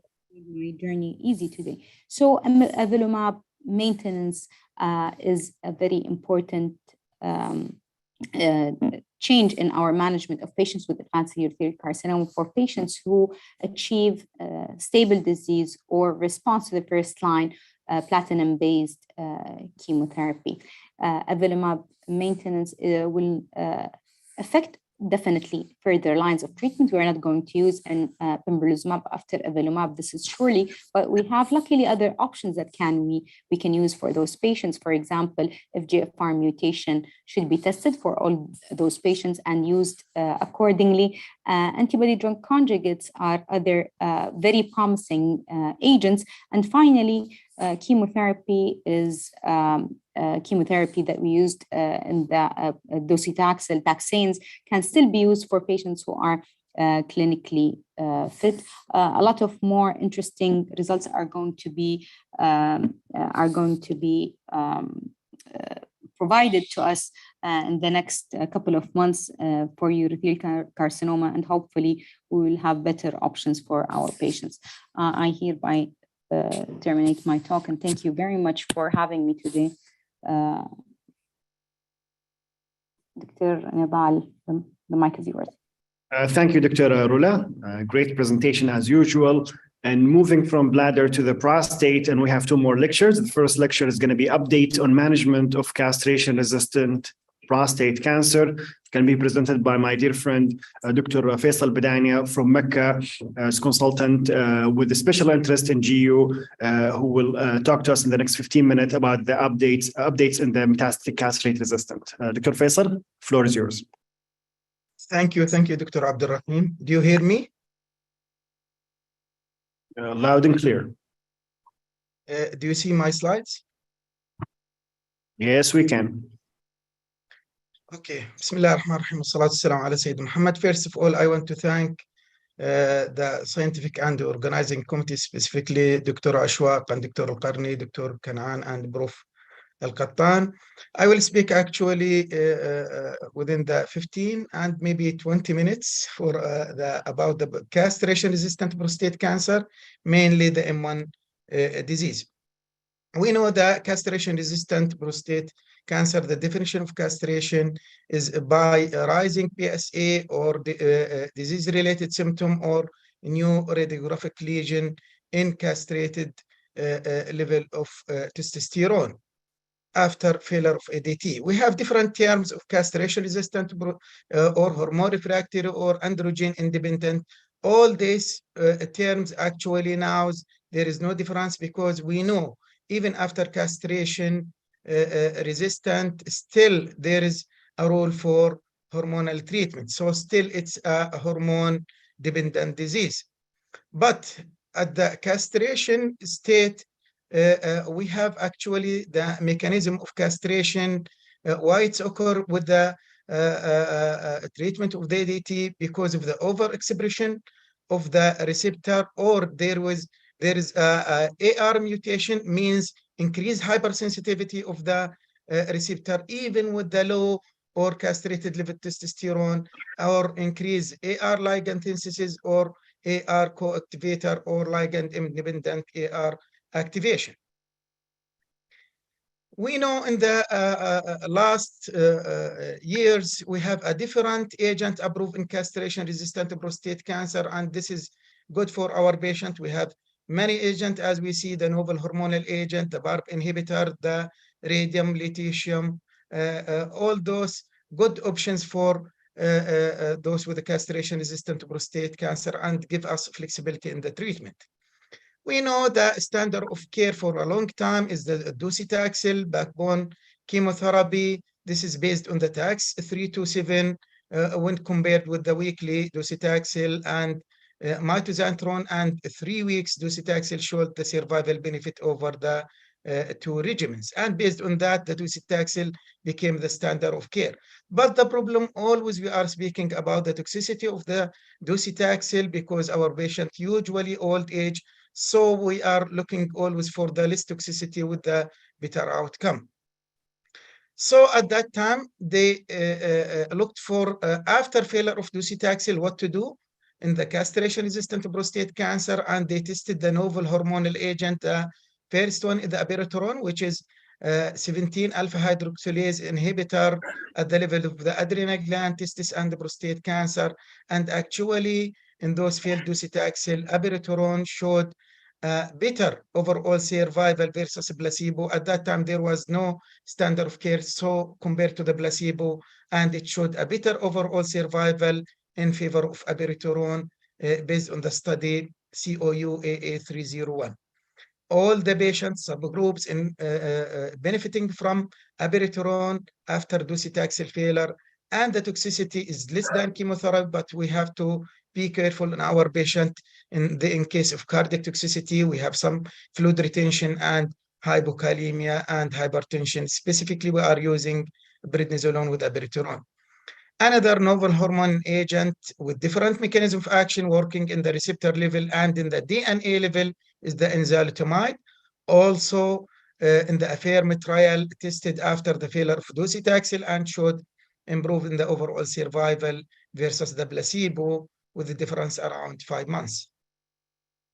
Again, the PSA progression-free and the radiographic progression-free survival in favor of enzalutamide versus placebo. Again, they tested the chemotherapy, cabazitaxel, in the TROPIC trial after failure of docetaxel, but here they compared versus the mitoxantrone, which is chemotherapy, not the placebo, and cabazitaxel showed a better overall survival more than the mitoxantrone after docetaxel failure. And this is the progression-free survival in favor of cabazitaxel with a hazard ratio 0.74. So we have 3 options in the after failure of docetaxel in castration-resistant, which one to use. One of the important point is the tolerability. If we look here, comparing the discontinuation rate due to the side effect, the least tolerated is the cabazitaxel discontinuation 18% versus abiraterone 13% and enzalutamide 8% discontinuation rate. So the novel hormonal agent tolerance is better than the chemotherapy. Again, they tested the chemotherapy in the 3rd line. So after failure of novel hormonal agent docetaxel, what to use? To use the novel hormonal agent, mean hormone after hormone, or to use chemo after hormone in the 3rd line. So they tested the cabazitaxel after failure of docetaxel and one of the hormonal agent, enzalutamide or abiraterone, versus giving 3rd line hormonal treatment. And what they found, the cabazitaxel after failure of novel hormonal agent better in the progression-free survival and overall survival. And this raised the option what to give after failure of the novel hormonal agent, chemo or hormonal. Then after the successful story of those agents, they shifted and tested those agents in the chemo-naive castration-resistant prostate cancer. And this is the study of abiraterone. Again, they tested the in mildly symptomatic and asymptomatic patient castration-resistant chemo-naive. But looking for the study, it's not including the visceral metastasis and those with the significant or severely symptomatic disease. It's just mild symptomatic and bone metastasis patient. And actually, it showed a better radiographic progression-free survival than the placebo. Again, they shifted and tested enzalutamide in chemo-naive patient in the PREVAIL study, and it showed a better overall survival and better radiographic progression-free survival. and this is as shown in the Kaplan-Meier curve. And in this study, actually, there was a visceral metastatic patient that benefited from enzalutamide, but actually the benefit less than those without visceral metastasis. And this is the radiographic progression-free survival, prolonged follow-up, confirming actually the benefit of enzalutamide with the hazard ratio 0.19 and median of 20 months versus 5.4 months in favor of enzalutamide. Again, they tried to replace cabazitaxel instead of docetaxel, and they tested the dose of 20 milligram of cabazitaxel and the dose of 25 milligram versus the 75 milligram docetaxel in the Firstana trial.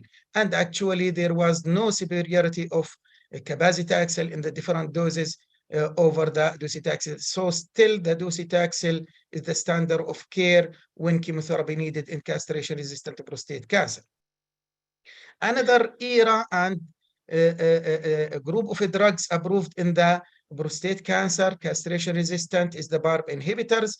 We know in those with the normal cells, we have the two pathways to repair the DNA damage. This is the NHEG, which is the non-homologous pathway, which depend on the PARP enzyme, PARP1 enzyme, and the homologous, which recombination, which depend on the BRCA.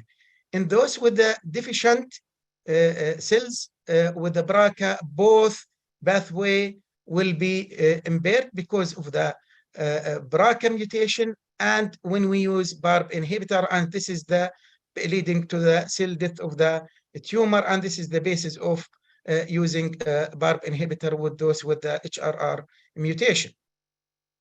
We have FDA approved 2 agents actually in the castration-resistant prostate cancer, and actually more than 4 or 5 agents proving of PARP inhibitors proving the benefit in phase 2 trial. But in phase 3 trial, we have the rucaparib. This is the Tri-23 trial. It achieved its primary endpoint, which is the radiographic progression-free survival, and approved as a treatment of castration-resistant prostate cancer after failure of novel hormonal agent.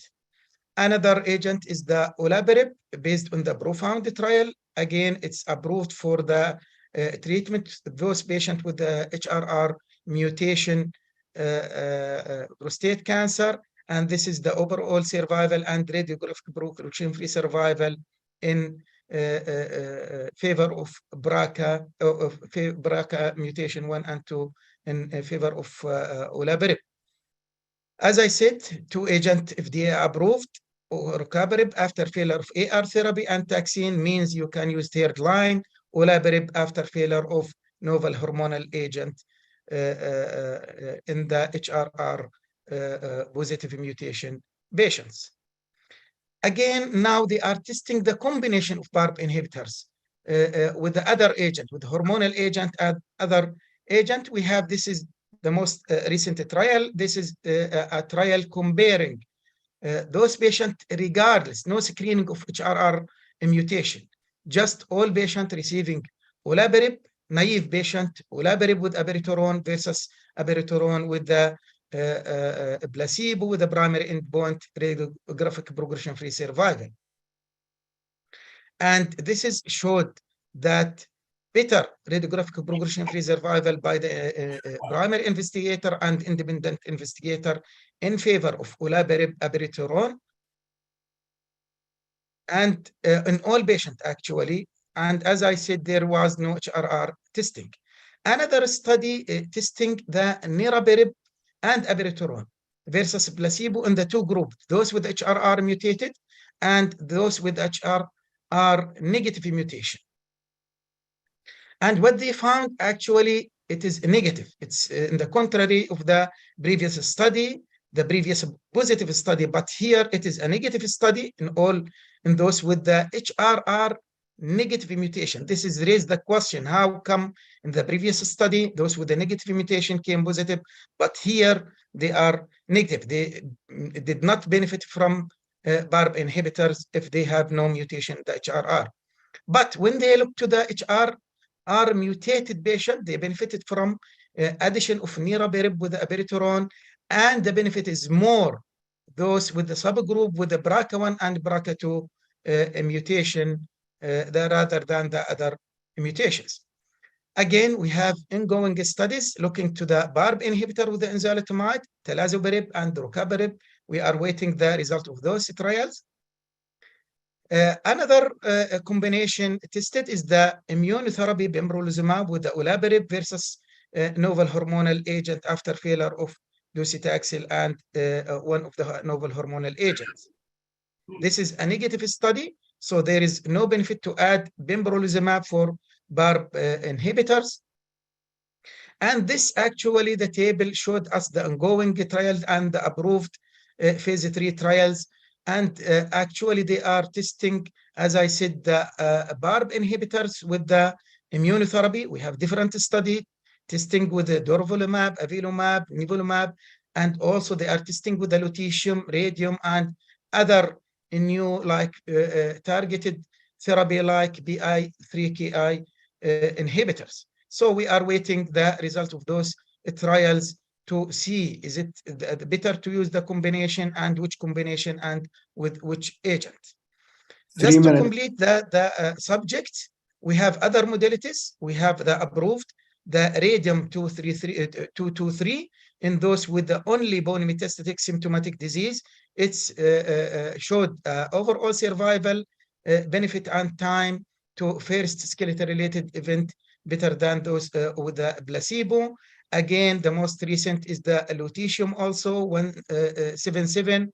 If you did for your patient PSMA scan and it came positive, you can use lutetium with better overall survival more than the standard of care. So we have more option in the second, third line, and even beyond. And this is reflected on the NCCN guidelines. As we see, we have the chemo-naive, we have the chemo, you can give docetaxel, novel hormonal agent, and after chemo, you can give cabazitaxel or novel hormonal agent, and even you can give the lutetium, radium, and immunotherapy in those with the MSI high tumors. So, in summary, the selection of treatment, because we have many agents, so the selection of a treatment for castration resistant depend on many factors.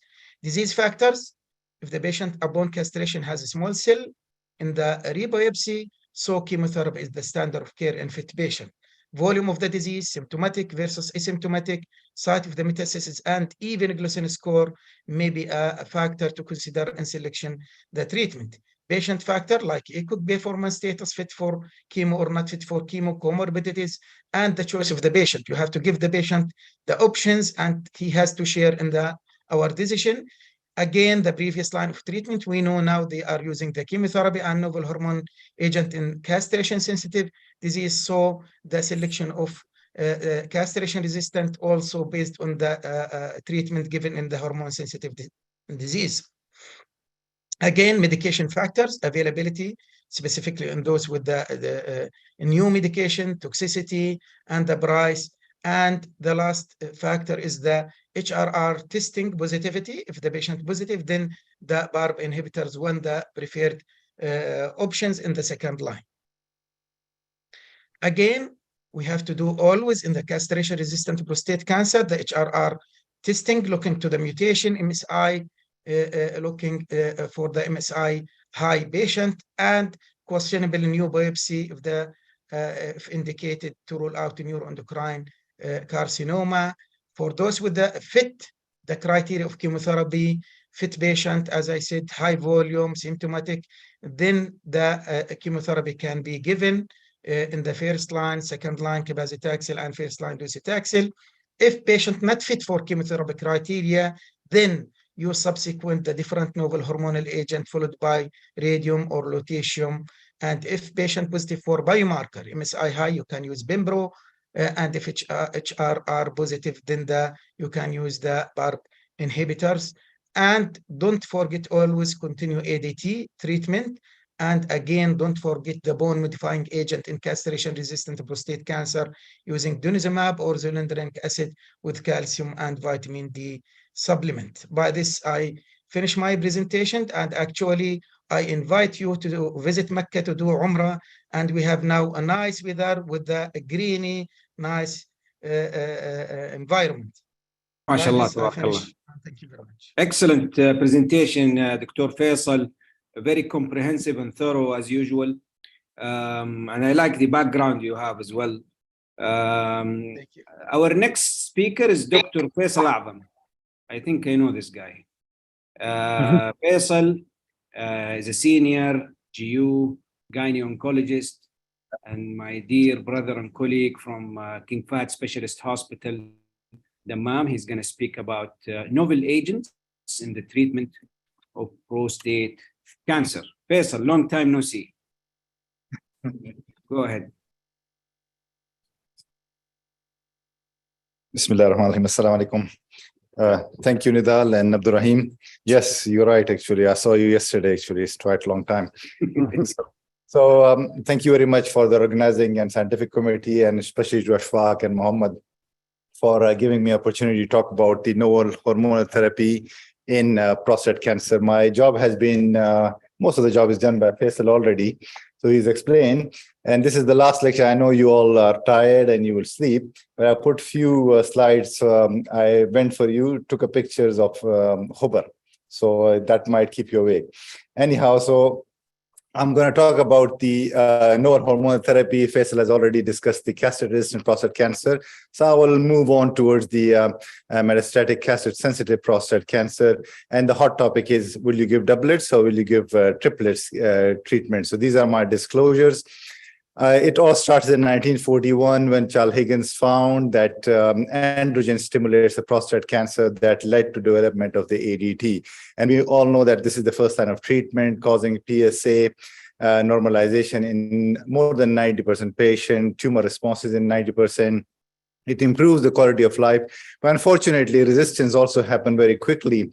When they become castrate resistant, the prognosis is poor, and that's why most of these agents are now used in castrate sensitive setting, so we can delay the development of castrate resistance and improve the survival of these patients. Faisal has already shown you this, but if you see here, most of these drugs were tested in castrate-resistant setting first, including the novel hormonal treatments, and then they moved into non-metastatic castrate resistance and then castrate-sensitive prostate cancer. So all we have been moving earlier just to improve the outcome in these patients. I just want to mention my paper here. We published in 2018, but this was a study from 2016. I think Fahad discussed one of the study like this. This is the era when we did not have any treatment for non-metastatic castrate-resistant prostate cancer. So I sent actually a questionnaire to 120 oncologists in UK to ask them, if you have a patient whose PSA is rising but no metastases, would you treat or not? And if you are going to treat, what will be your choice of treatment, chemotherapy or novel hormonal therapy? So this, at that time, novel hormonal therapy was available only for metastatic castrate-resistant prostate cancer, but we knew we had an experience in castrate resistance, so we were confident. And most of the oncologists at that time, although it was not available, not approved in this setting, they said, we would, if it is available, we will give novel hormonal therapy. And this is why we are talking about the novel hormonal therapy, because we are quite comfortable with it. So what are the approved novel hormonal therapies? Abiraterone, enzalutamide, apalutamide, and darolutamide, which I'm going to talk about it. This is our hospital, basically. I took a picture just outside the hospital. No? From the helicopter. Yes, I know. No, from my car, basically. Right. So the current guideline is that if you are using novel hormonal therapy, you should use doublet. Don't use ADT alone unless the patient is really poorly, elderly, and frail. So the novel hormonal therapy with ADT is either abiraterone, apalutamide, or enzalutamide. Chemotherapy is not recommended in doublet therapy.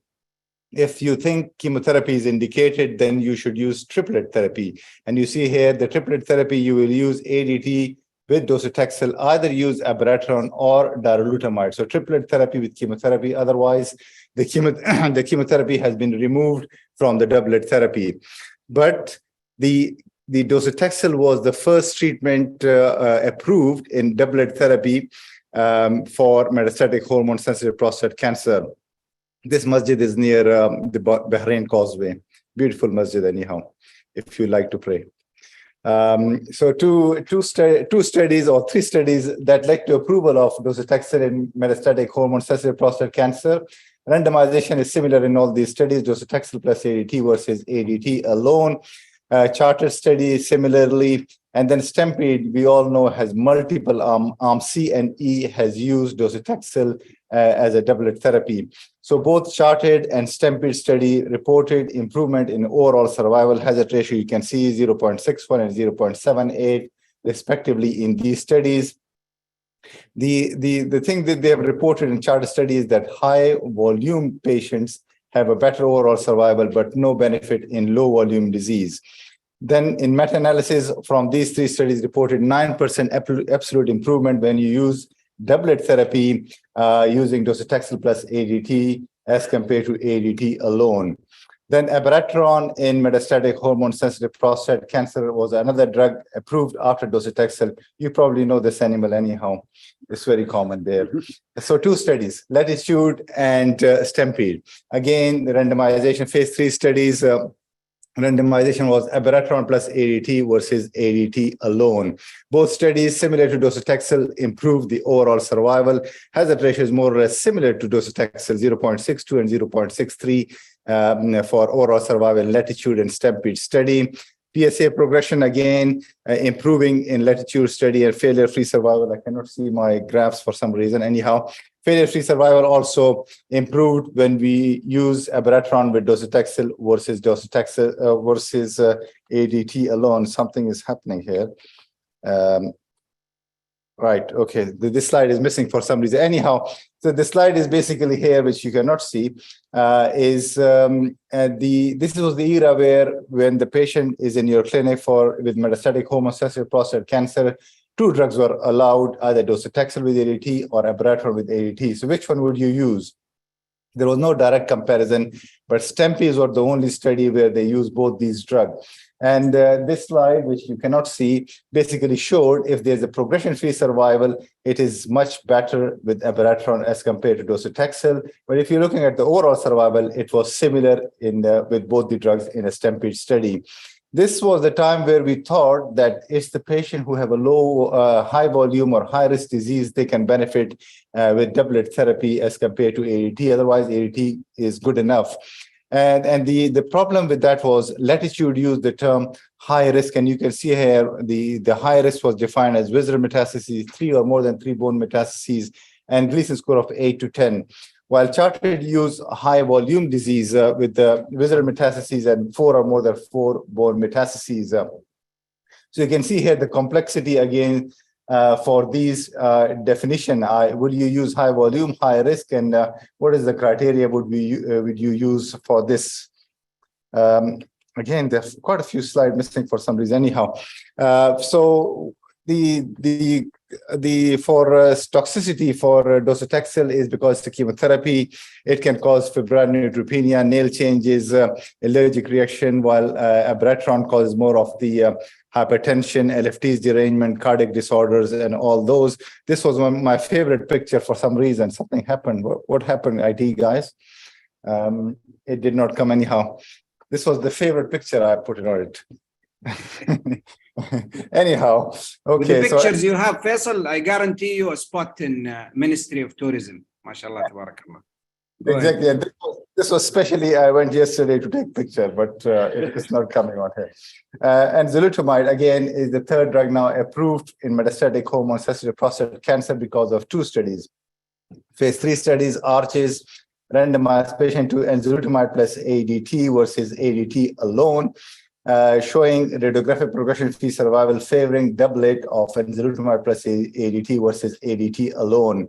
Then initially, ARCHES study showed there was no overall survival benefit, but in the final analysis, there was significant improvement in overall survival. Also, when they used doublet using enzalutamide plus ADT versus ADT alone, an improvement of overall survival was 34% with doublet as compared to ADT alone.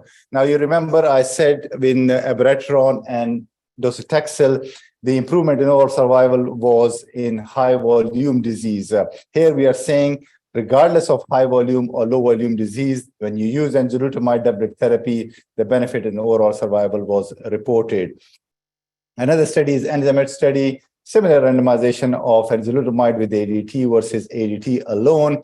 There was a progression-free survival and overall survival seen when we use doublet therapy using enzalutamide versus ADT alone.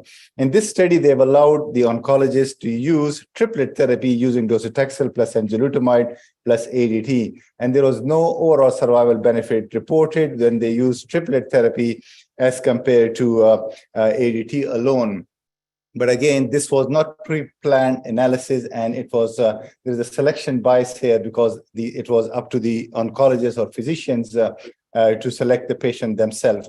They reported there were more toxicity with triplet as compared to the enzalutamide doublet therapy. Apalutamide was another drug or fourth drug which was approved for metastatic hormone-sensitive prostate cancer. Titan is a phase 3 study, similar randomization like other study, apalutamide plus ADT versus ADT alone. Radiographic progression-free survival, overall survival benefits significantly better with apalutamide plus ADT versus ADT alone. Now, in the doublet arm, there were 525 patients, and in ADT alone arm, 527 patients. More of the patients who were on singlet, which is ADT alone, needed further treatment as compared to those who use doublet therapy.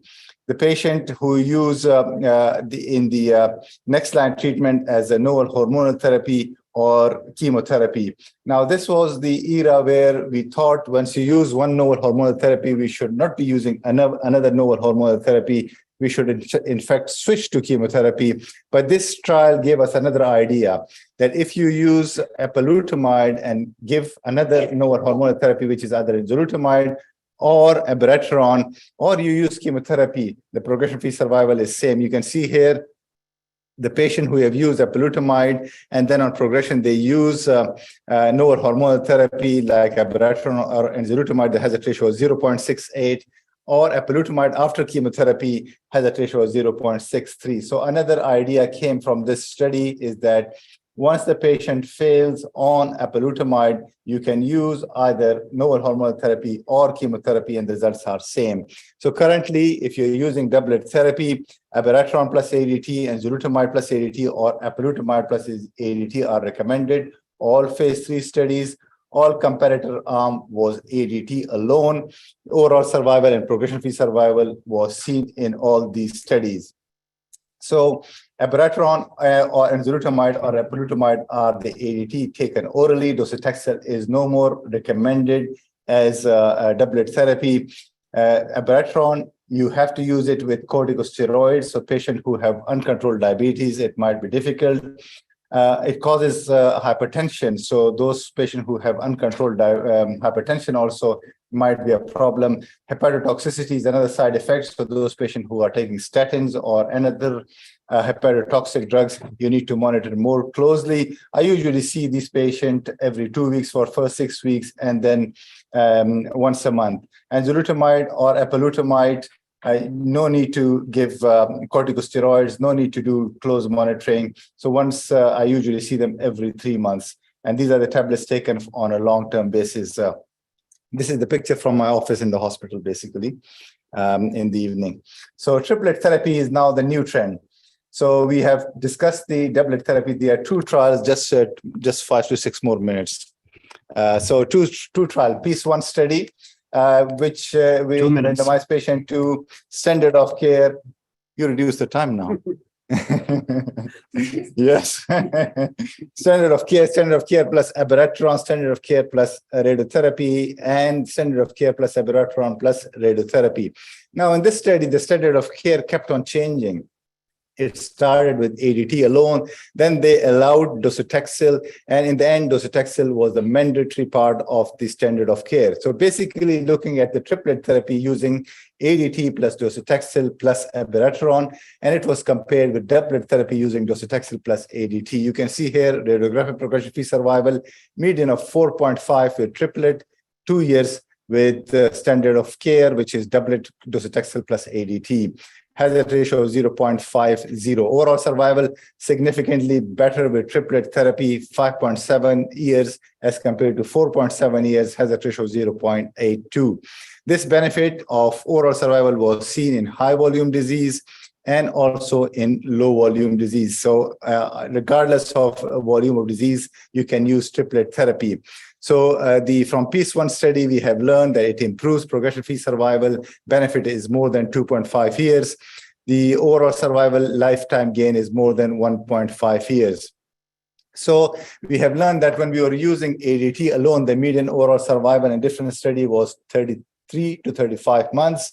When we used docetaxel, which was the first drug in the doublet therapy, we improved the median overall survival to 40 to 48 months in different studies.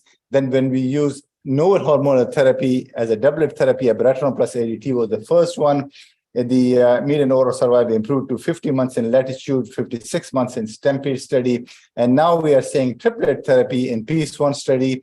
When they use abiraterone plus docetaxel plus ADT, the median overall survival improved to 61 months. So significant improvement with triplet therapy. More recently, ARASEN is the study which used triplet therapy, and that has approved the triplet therapy by using darolutamide plus docetaxel plus ADT. Comparison again, similar to PEACE-1 study, is docetaxel plus ADT. There's improvement in overall survival favoring using triplet therapy, has a ratio of 0.68. Time to castrate-resistant prostate cancer, time to pain progression significantly better with triplet therapy. The hazard ratio for overall survival was 0.68. Time to castration-resistant prostate cancer delay was 0.36. The secondary endpoints of symptomatic skeletal event-free survival, time to first symptomatic skeletal event-free survival, time to initiation of subsequent therapy, all favoring triplet therapy using darolutamide, docetaxel, and ADT as compared to chemotherapy alone. The side effects were more or less similar, and those were mostly with chemotherapy, except hypertension was slightly more with darolutamide as compared to the docetaxel only arm. So to conclude from ARASEN study, it improves the overall survival, it improved the time to castrate-resistant prostate cancer, it improved the symptomatic skeletal events time and first subsequent antineoplastic time when they use the triplet therapy as compared to the doublet therapy using docetaxel plus ADT. It was generally well tolerated. Most of the side effects were with chemotherapy rather than with darolutamide. If you remember, I said Enzamed study, when they used the triplet therapy, they said there was no overall survival benefit, but more toxicity. More recently in ESMO last year, they said if the patient have synchronous metastases, these patients can benefit from triplet therapy. There was overall survival benefit was seen in these patients. I've already discussed no more ADT alone unless patient is really frail and elderly. Doublet therapy using ADT plus one of the known hormonal therapies recommended, either abiraterone, apalutamide plus enzalutamide. Chemotherapy alone, docetaxel, is no more recommended for doublet therapy, but if it is indicated, then you use triplet therapy with ADT and either abiraterone or darolutamide. My last two slides. So how do we select the patients? Personally, this is how I treat the patient. I have few patients on triplet therapy now. Those patients who are fit, where docetaxel is needed or indicated in high volume disease, then I give docetaxel plus ADT, and we don't have darolutamide, but I add abiraterone to the regimen for these patients where the docetaxel is not needed, and I usually give it for those patients who have visceral metastases, especially liver metastases. So if they don't have that and docetaxel is not needed, then doublet using novel hormonal therapy like apalutamide, enzalutamide, or abiraterone with ADT is needed. Those patients who have a low volume disease, novel hormonal therapy with ADT alone is all that we need. And in fact, radiotherapy to the prostate can improve the survival. Frail and elderly patients, ADT alone can be offered to these patients. My last slide.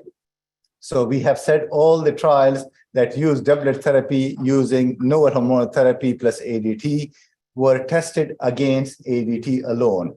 Triplet therapy, 2 studies, PEACE-1 and RASIN study have tested against docetaxel plus ADT. So we know doublet therapy is better than ADT alone. We know triplet therapy is better than chemotherapy alone. But if we want to give triplet therapy, is the chemotherapy better than ADT plus no hormonal therapy? That has never been tested. So because we are using more and more no hormonal therapy, so we need more studies to see that triplet therapy is better than no hormonal therapy. We do not have any evidence for that, and probably, hopefully, in the future we might have some more evidence. But currently, the triplet therapy is better than chemotherapy, and doublet is better than ADT alone. Thank you very much. Is that Rahim around? Excellent. Thank you, Dr. Faisal. Thank you for this great session. Dr. Ashwaq, can you please come up here? So this is the floor for a question. I'm going to start with the question to Dr. Ashwaq. Dr. Ashwaq, usually for patient non-fit for surgery, but they fit for chemotherapy. Sometimes we give chemotherapy, and after that we think of concurrent chemo radiotherapy. My question: what do you usually select for your patient? Like now, there is a question about cisplatin, about gemcitabine as well with the radiotherapy. What do you use in your clinic? Of the patient, is that working? Just turn it on. Surprise. Let's assume that the patient is not fit for surgery. Yes. Okay, if the patient not fit for surgery, my own preference, I would go with radiation alone if it is a locally advanced disease. Again, if the patient maybe can tolerate, it will be a single agent chemotherapy. So probably carbo if the patient elderly and fragile, or maybe cisplatin with radiation. But I usually defer these patients for any kind of radiation, and I just any kind of chemotherapy if they are not fit, because honestly, these old, fragile, I don't think we need to make their life more miserable. And now we have other different options. So probably doing the test, looking at the FGFR test, or again, if you have the luxury to have all the new medication, probably these are less toxic treatment, and probably it will. Sometime I had a patient, he's a metastatic disease, he's in pembrolizumab, and he had extremely good response with no toxicity. So I would rather use the other alternative new therapy rather than the conventional chemotherapy. Dr. Arula, what do you think for the same question? Because we have few patients that we're sharing, me and Faisal, I remember, gemcitabine with radiotherapy, it's one of the good treatment that with like limited side effect, I can say, but I don't know what's your experience, Dr. Rola, and the rest of the team? Usually what we are doing is that for patients who are, I agree totally with Dr. Ashwaq, we really need to know why the patient is not fit for surgery, because we cannot, and I'm not very convinced that concomitant chemoradiation is superior to surgery or even equal to it. So for the patients, when the patient is deemed unfit for surgery because of age, being very frail, unfit, so it means that we are really in a palliative manner.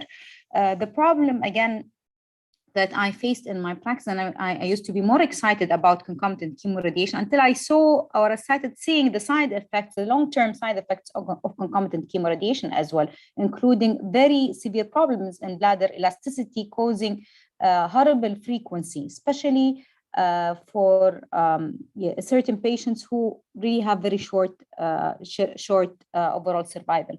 So I agree with Dr. Ashwaq. I tend to give platinum-based chemotherapy rather than gemcitabine. They're both studied. Results seem to be slightly superior in platinum, but again, the tolerability is another very big issue.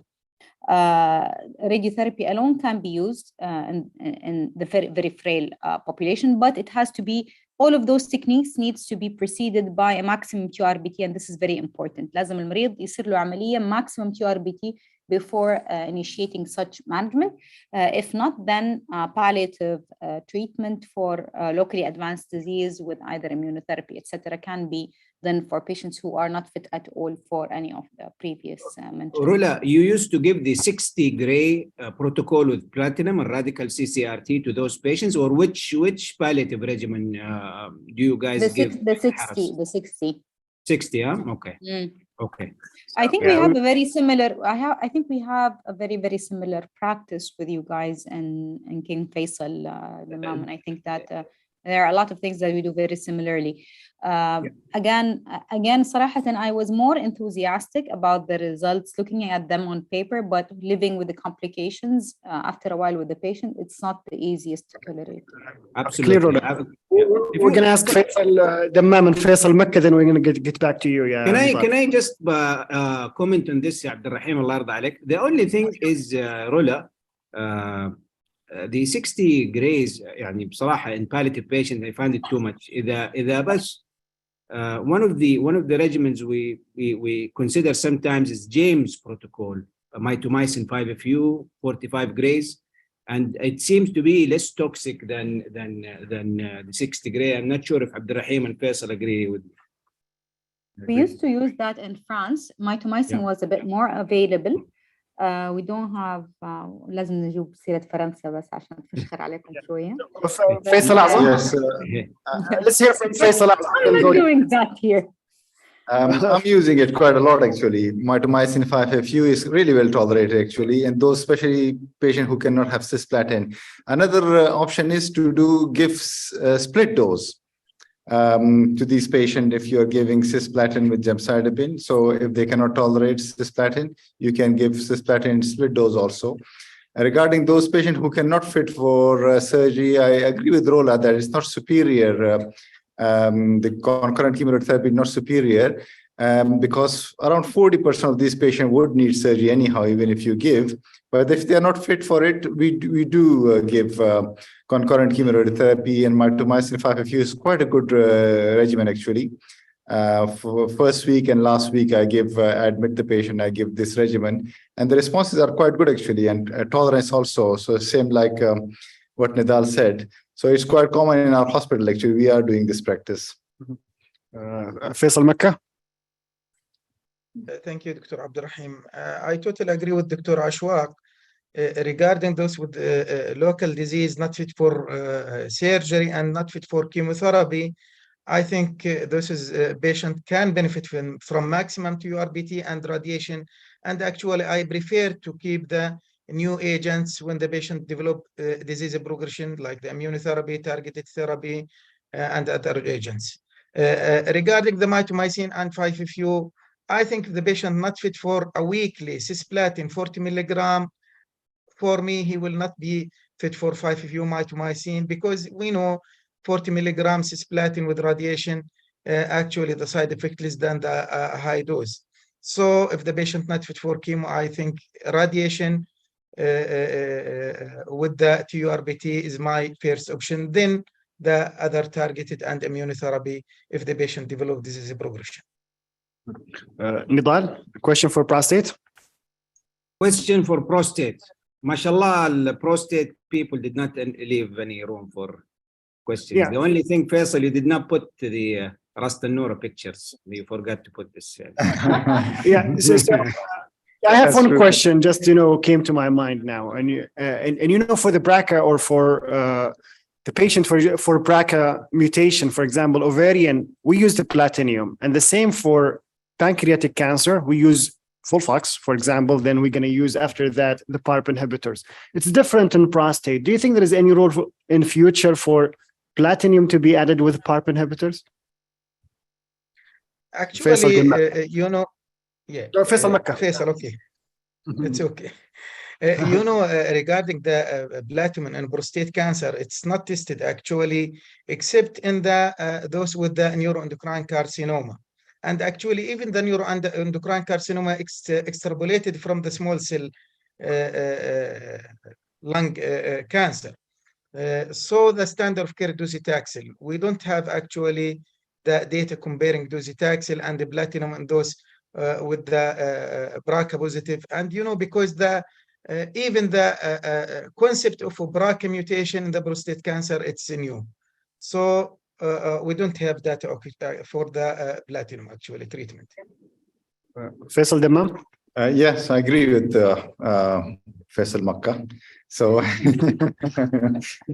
actually, there's no evidence to give platinum-based chemotherapy. So the only chemotherapy we have is taxane-based chemotherapy, and the indication for the PARP inhibitor is with the BRCA and ATM mutation, so HRI test. And I think Rola does not believe in ATM, but personally, I have now 3 patients, Rola, and they all have complete biochemical response. PSA has normalized from 500. I believe you, because in the trial itself, actually, there were a few patients, but I think that you are really, really lucky, because I had a CDK12 patient, and he did not respond at all, despite in the study, it seemed that they are patients. But again, even for those patients, we know that 40 to 50% respond while the others don't. So I think that you are luckier than me.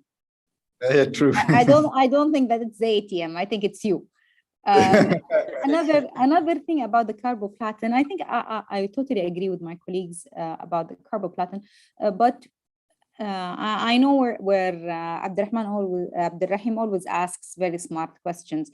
So he takes us by surprise. Actually, in preclinical trials, there have been a lot of postulation about PARP inhibition and carboplatin, and that it is even for prostate cancer cells, and it seems that it's more sensitive to carboplatin than the normal prostate cancer cells, the BRCA inhibited cells.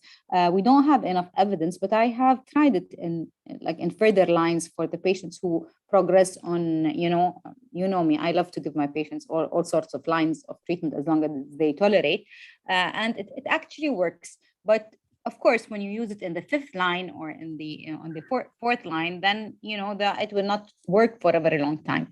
But it has some effect on those patients. Again, no evidence there. Thank you. So, Dr. Ashwat, there's a question here, and I'm going to start with you. So, with all the treatment listed for the prostate cancer, I don't do prostate. So, give me your opinion then. Yeah. So the question go to Faisal. With all the treatment you listed, there is a question here about which one you're going to pick, the one with a more overall survival and less side effect. Yeah, I'm just reciting this. So as I said, the guidelines are very clear now. If you're using doublet, you're using one of the novel hormonal therapy. It's based on the toxicity, okay, rather than overall survival or progression-free survival. They are similar, exactly similar for all the drugs. So you cannot differentiate between these drugs, but there is the toxicity. I'm more using apalutamide, very well tolerated. Okay, I was using a lot of abiraterone or enzalutamide. Still using enzalutamide. Abiraterone, I'm using it, but much less. We have an apalutamide. Most of my patients are now switched to apalutamide because it's less monitoring. Faisal Makkah.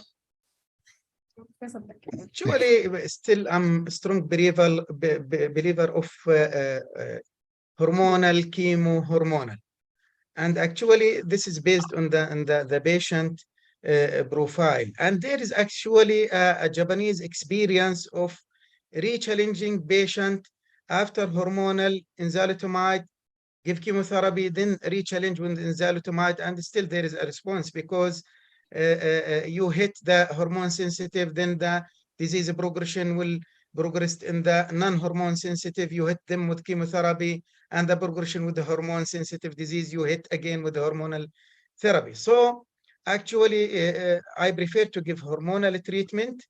If the patient progressed and aggressive progression, I prefer chemotherapy. If the patient with the mild progression or asymptomatic or minimal symptoms, I can give hormonal treatment, specifically if I used apalutamide upfront. Otherwise, if the disease aggressive, I will prefer to start chemo after hormone. Great. So I think I just wanna يعني one comment يا عبد الرحيم من فضلك الله يرضى عليك. sure, so my understanding, you guys haven't incorporated triplet therapy even in high volume disease in extremely fit patients yet. That's my understanding. Actually, if you consume, this is my concern, if you consume the hormonal agent and the chemotherapy, and we don't have PSMA scan, what to do after that? And the patient came HRR negative. So you consume the abiraterone, you consume the ADT and the docetaxel. What to give in the second line if you consume the triplet? والله that's a good thought يعني بس يعني I haven't done that yet, but I may consider it in someone who's extremely fit, high volume disease with the agents I have. I may actually do abiraterone, docetaxel, and hormonal treatment in those guys. It's يعني the piece is very encouraging, and I'm not sure what my colleagues. I cannot agree more. يعني فيصل الله يصلح بس فيصل ليه فيصل زعلان بعد 2 ونص نفكر إيش حنعمل. You never know. إحنا ما شاء الله كل سنة قاعدين نكتشف وتصير عندنا أدوية جديدة. I think I agree with Nidal. I tend to learn more and more. The more I do oncology, I learn that the first line is the key صراحة line in treating the patients. You hit with the best you can. The second line is usually, in most cases, is disaster. They don't do really well. Progression-free survival is quite short for those patients. خصوصاً the numbers it is very new for us. To be honest with you, until now, only 2 patients that I found fit for triplet therapy. All the rest of the patients, they're actually not fit for that, either because of comorbids or other. I think, Rola, I want to thank you guys and thank you all. I'm sorry to cut you off, but now is the time for the prayers and for the end of the day. That was a great session. I want to thank everyone. Thank you so much. I want to thank one more time our friend here at Jamiat Al Faisal and National Guard Hospital. 2 announcements. The first one, dinner is going to be served here. So if you're lucky to be physical here, that's one thing that you can, you invited. We can send the delivery for you guys. We can send it for you. ايش العشاء الليله؟ ايش طبخين الليله؟ بس تغيظونا. نضال مش معزوم. ما شفنا والله بجد يا اشواق ولا كودي احضر والله. And the second, tomorrow 8:30, guys, we're going to start here for the second half of the conference. جزاكم الله خير. Thank you, and we meet tomorrow إن شاء الله. فطور برضه في نفس القاعة ولا؟ Thank you very much. يلا الله يعطيك العافية. يعطيكم العافية. مع السلامة. Thank you very much.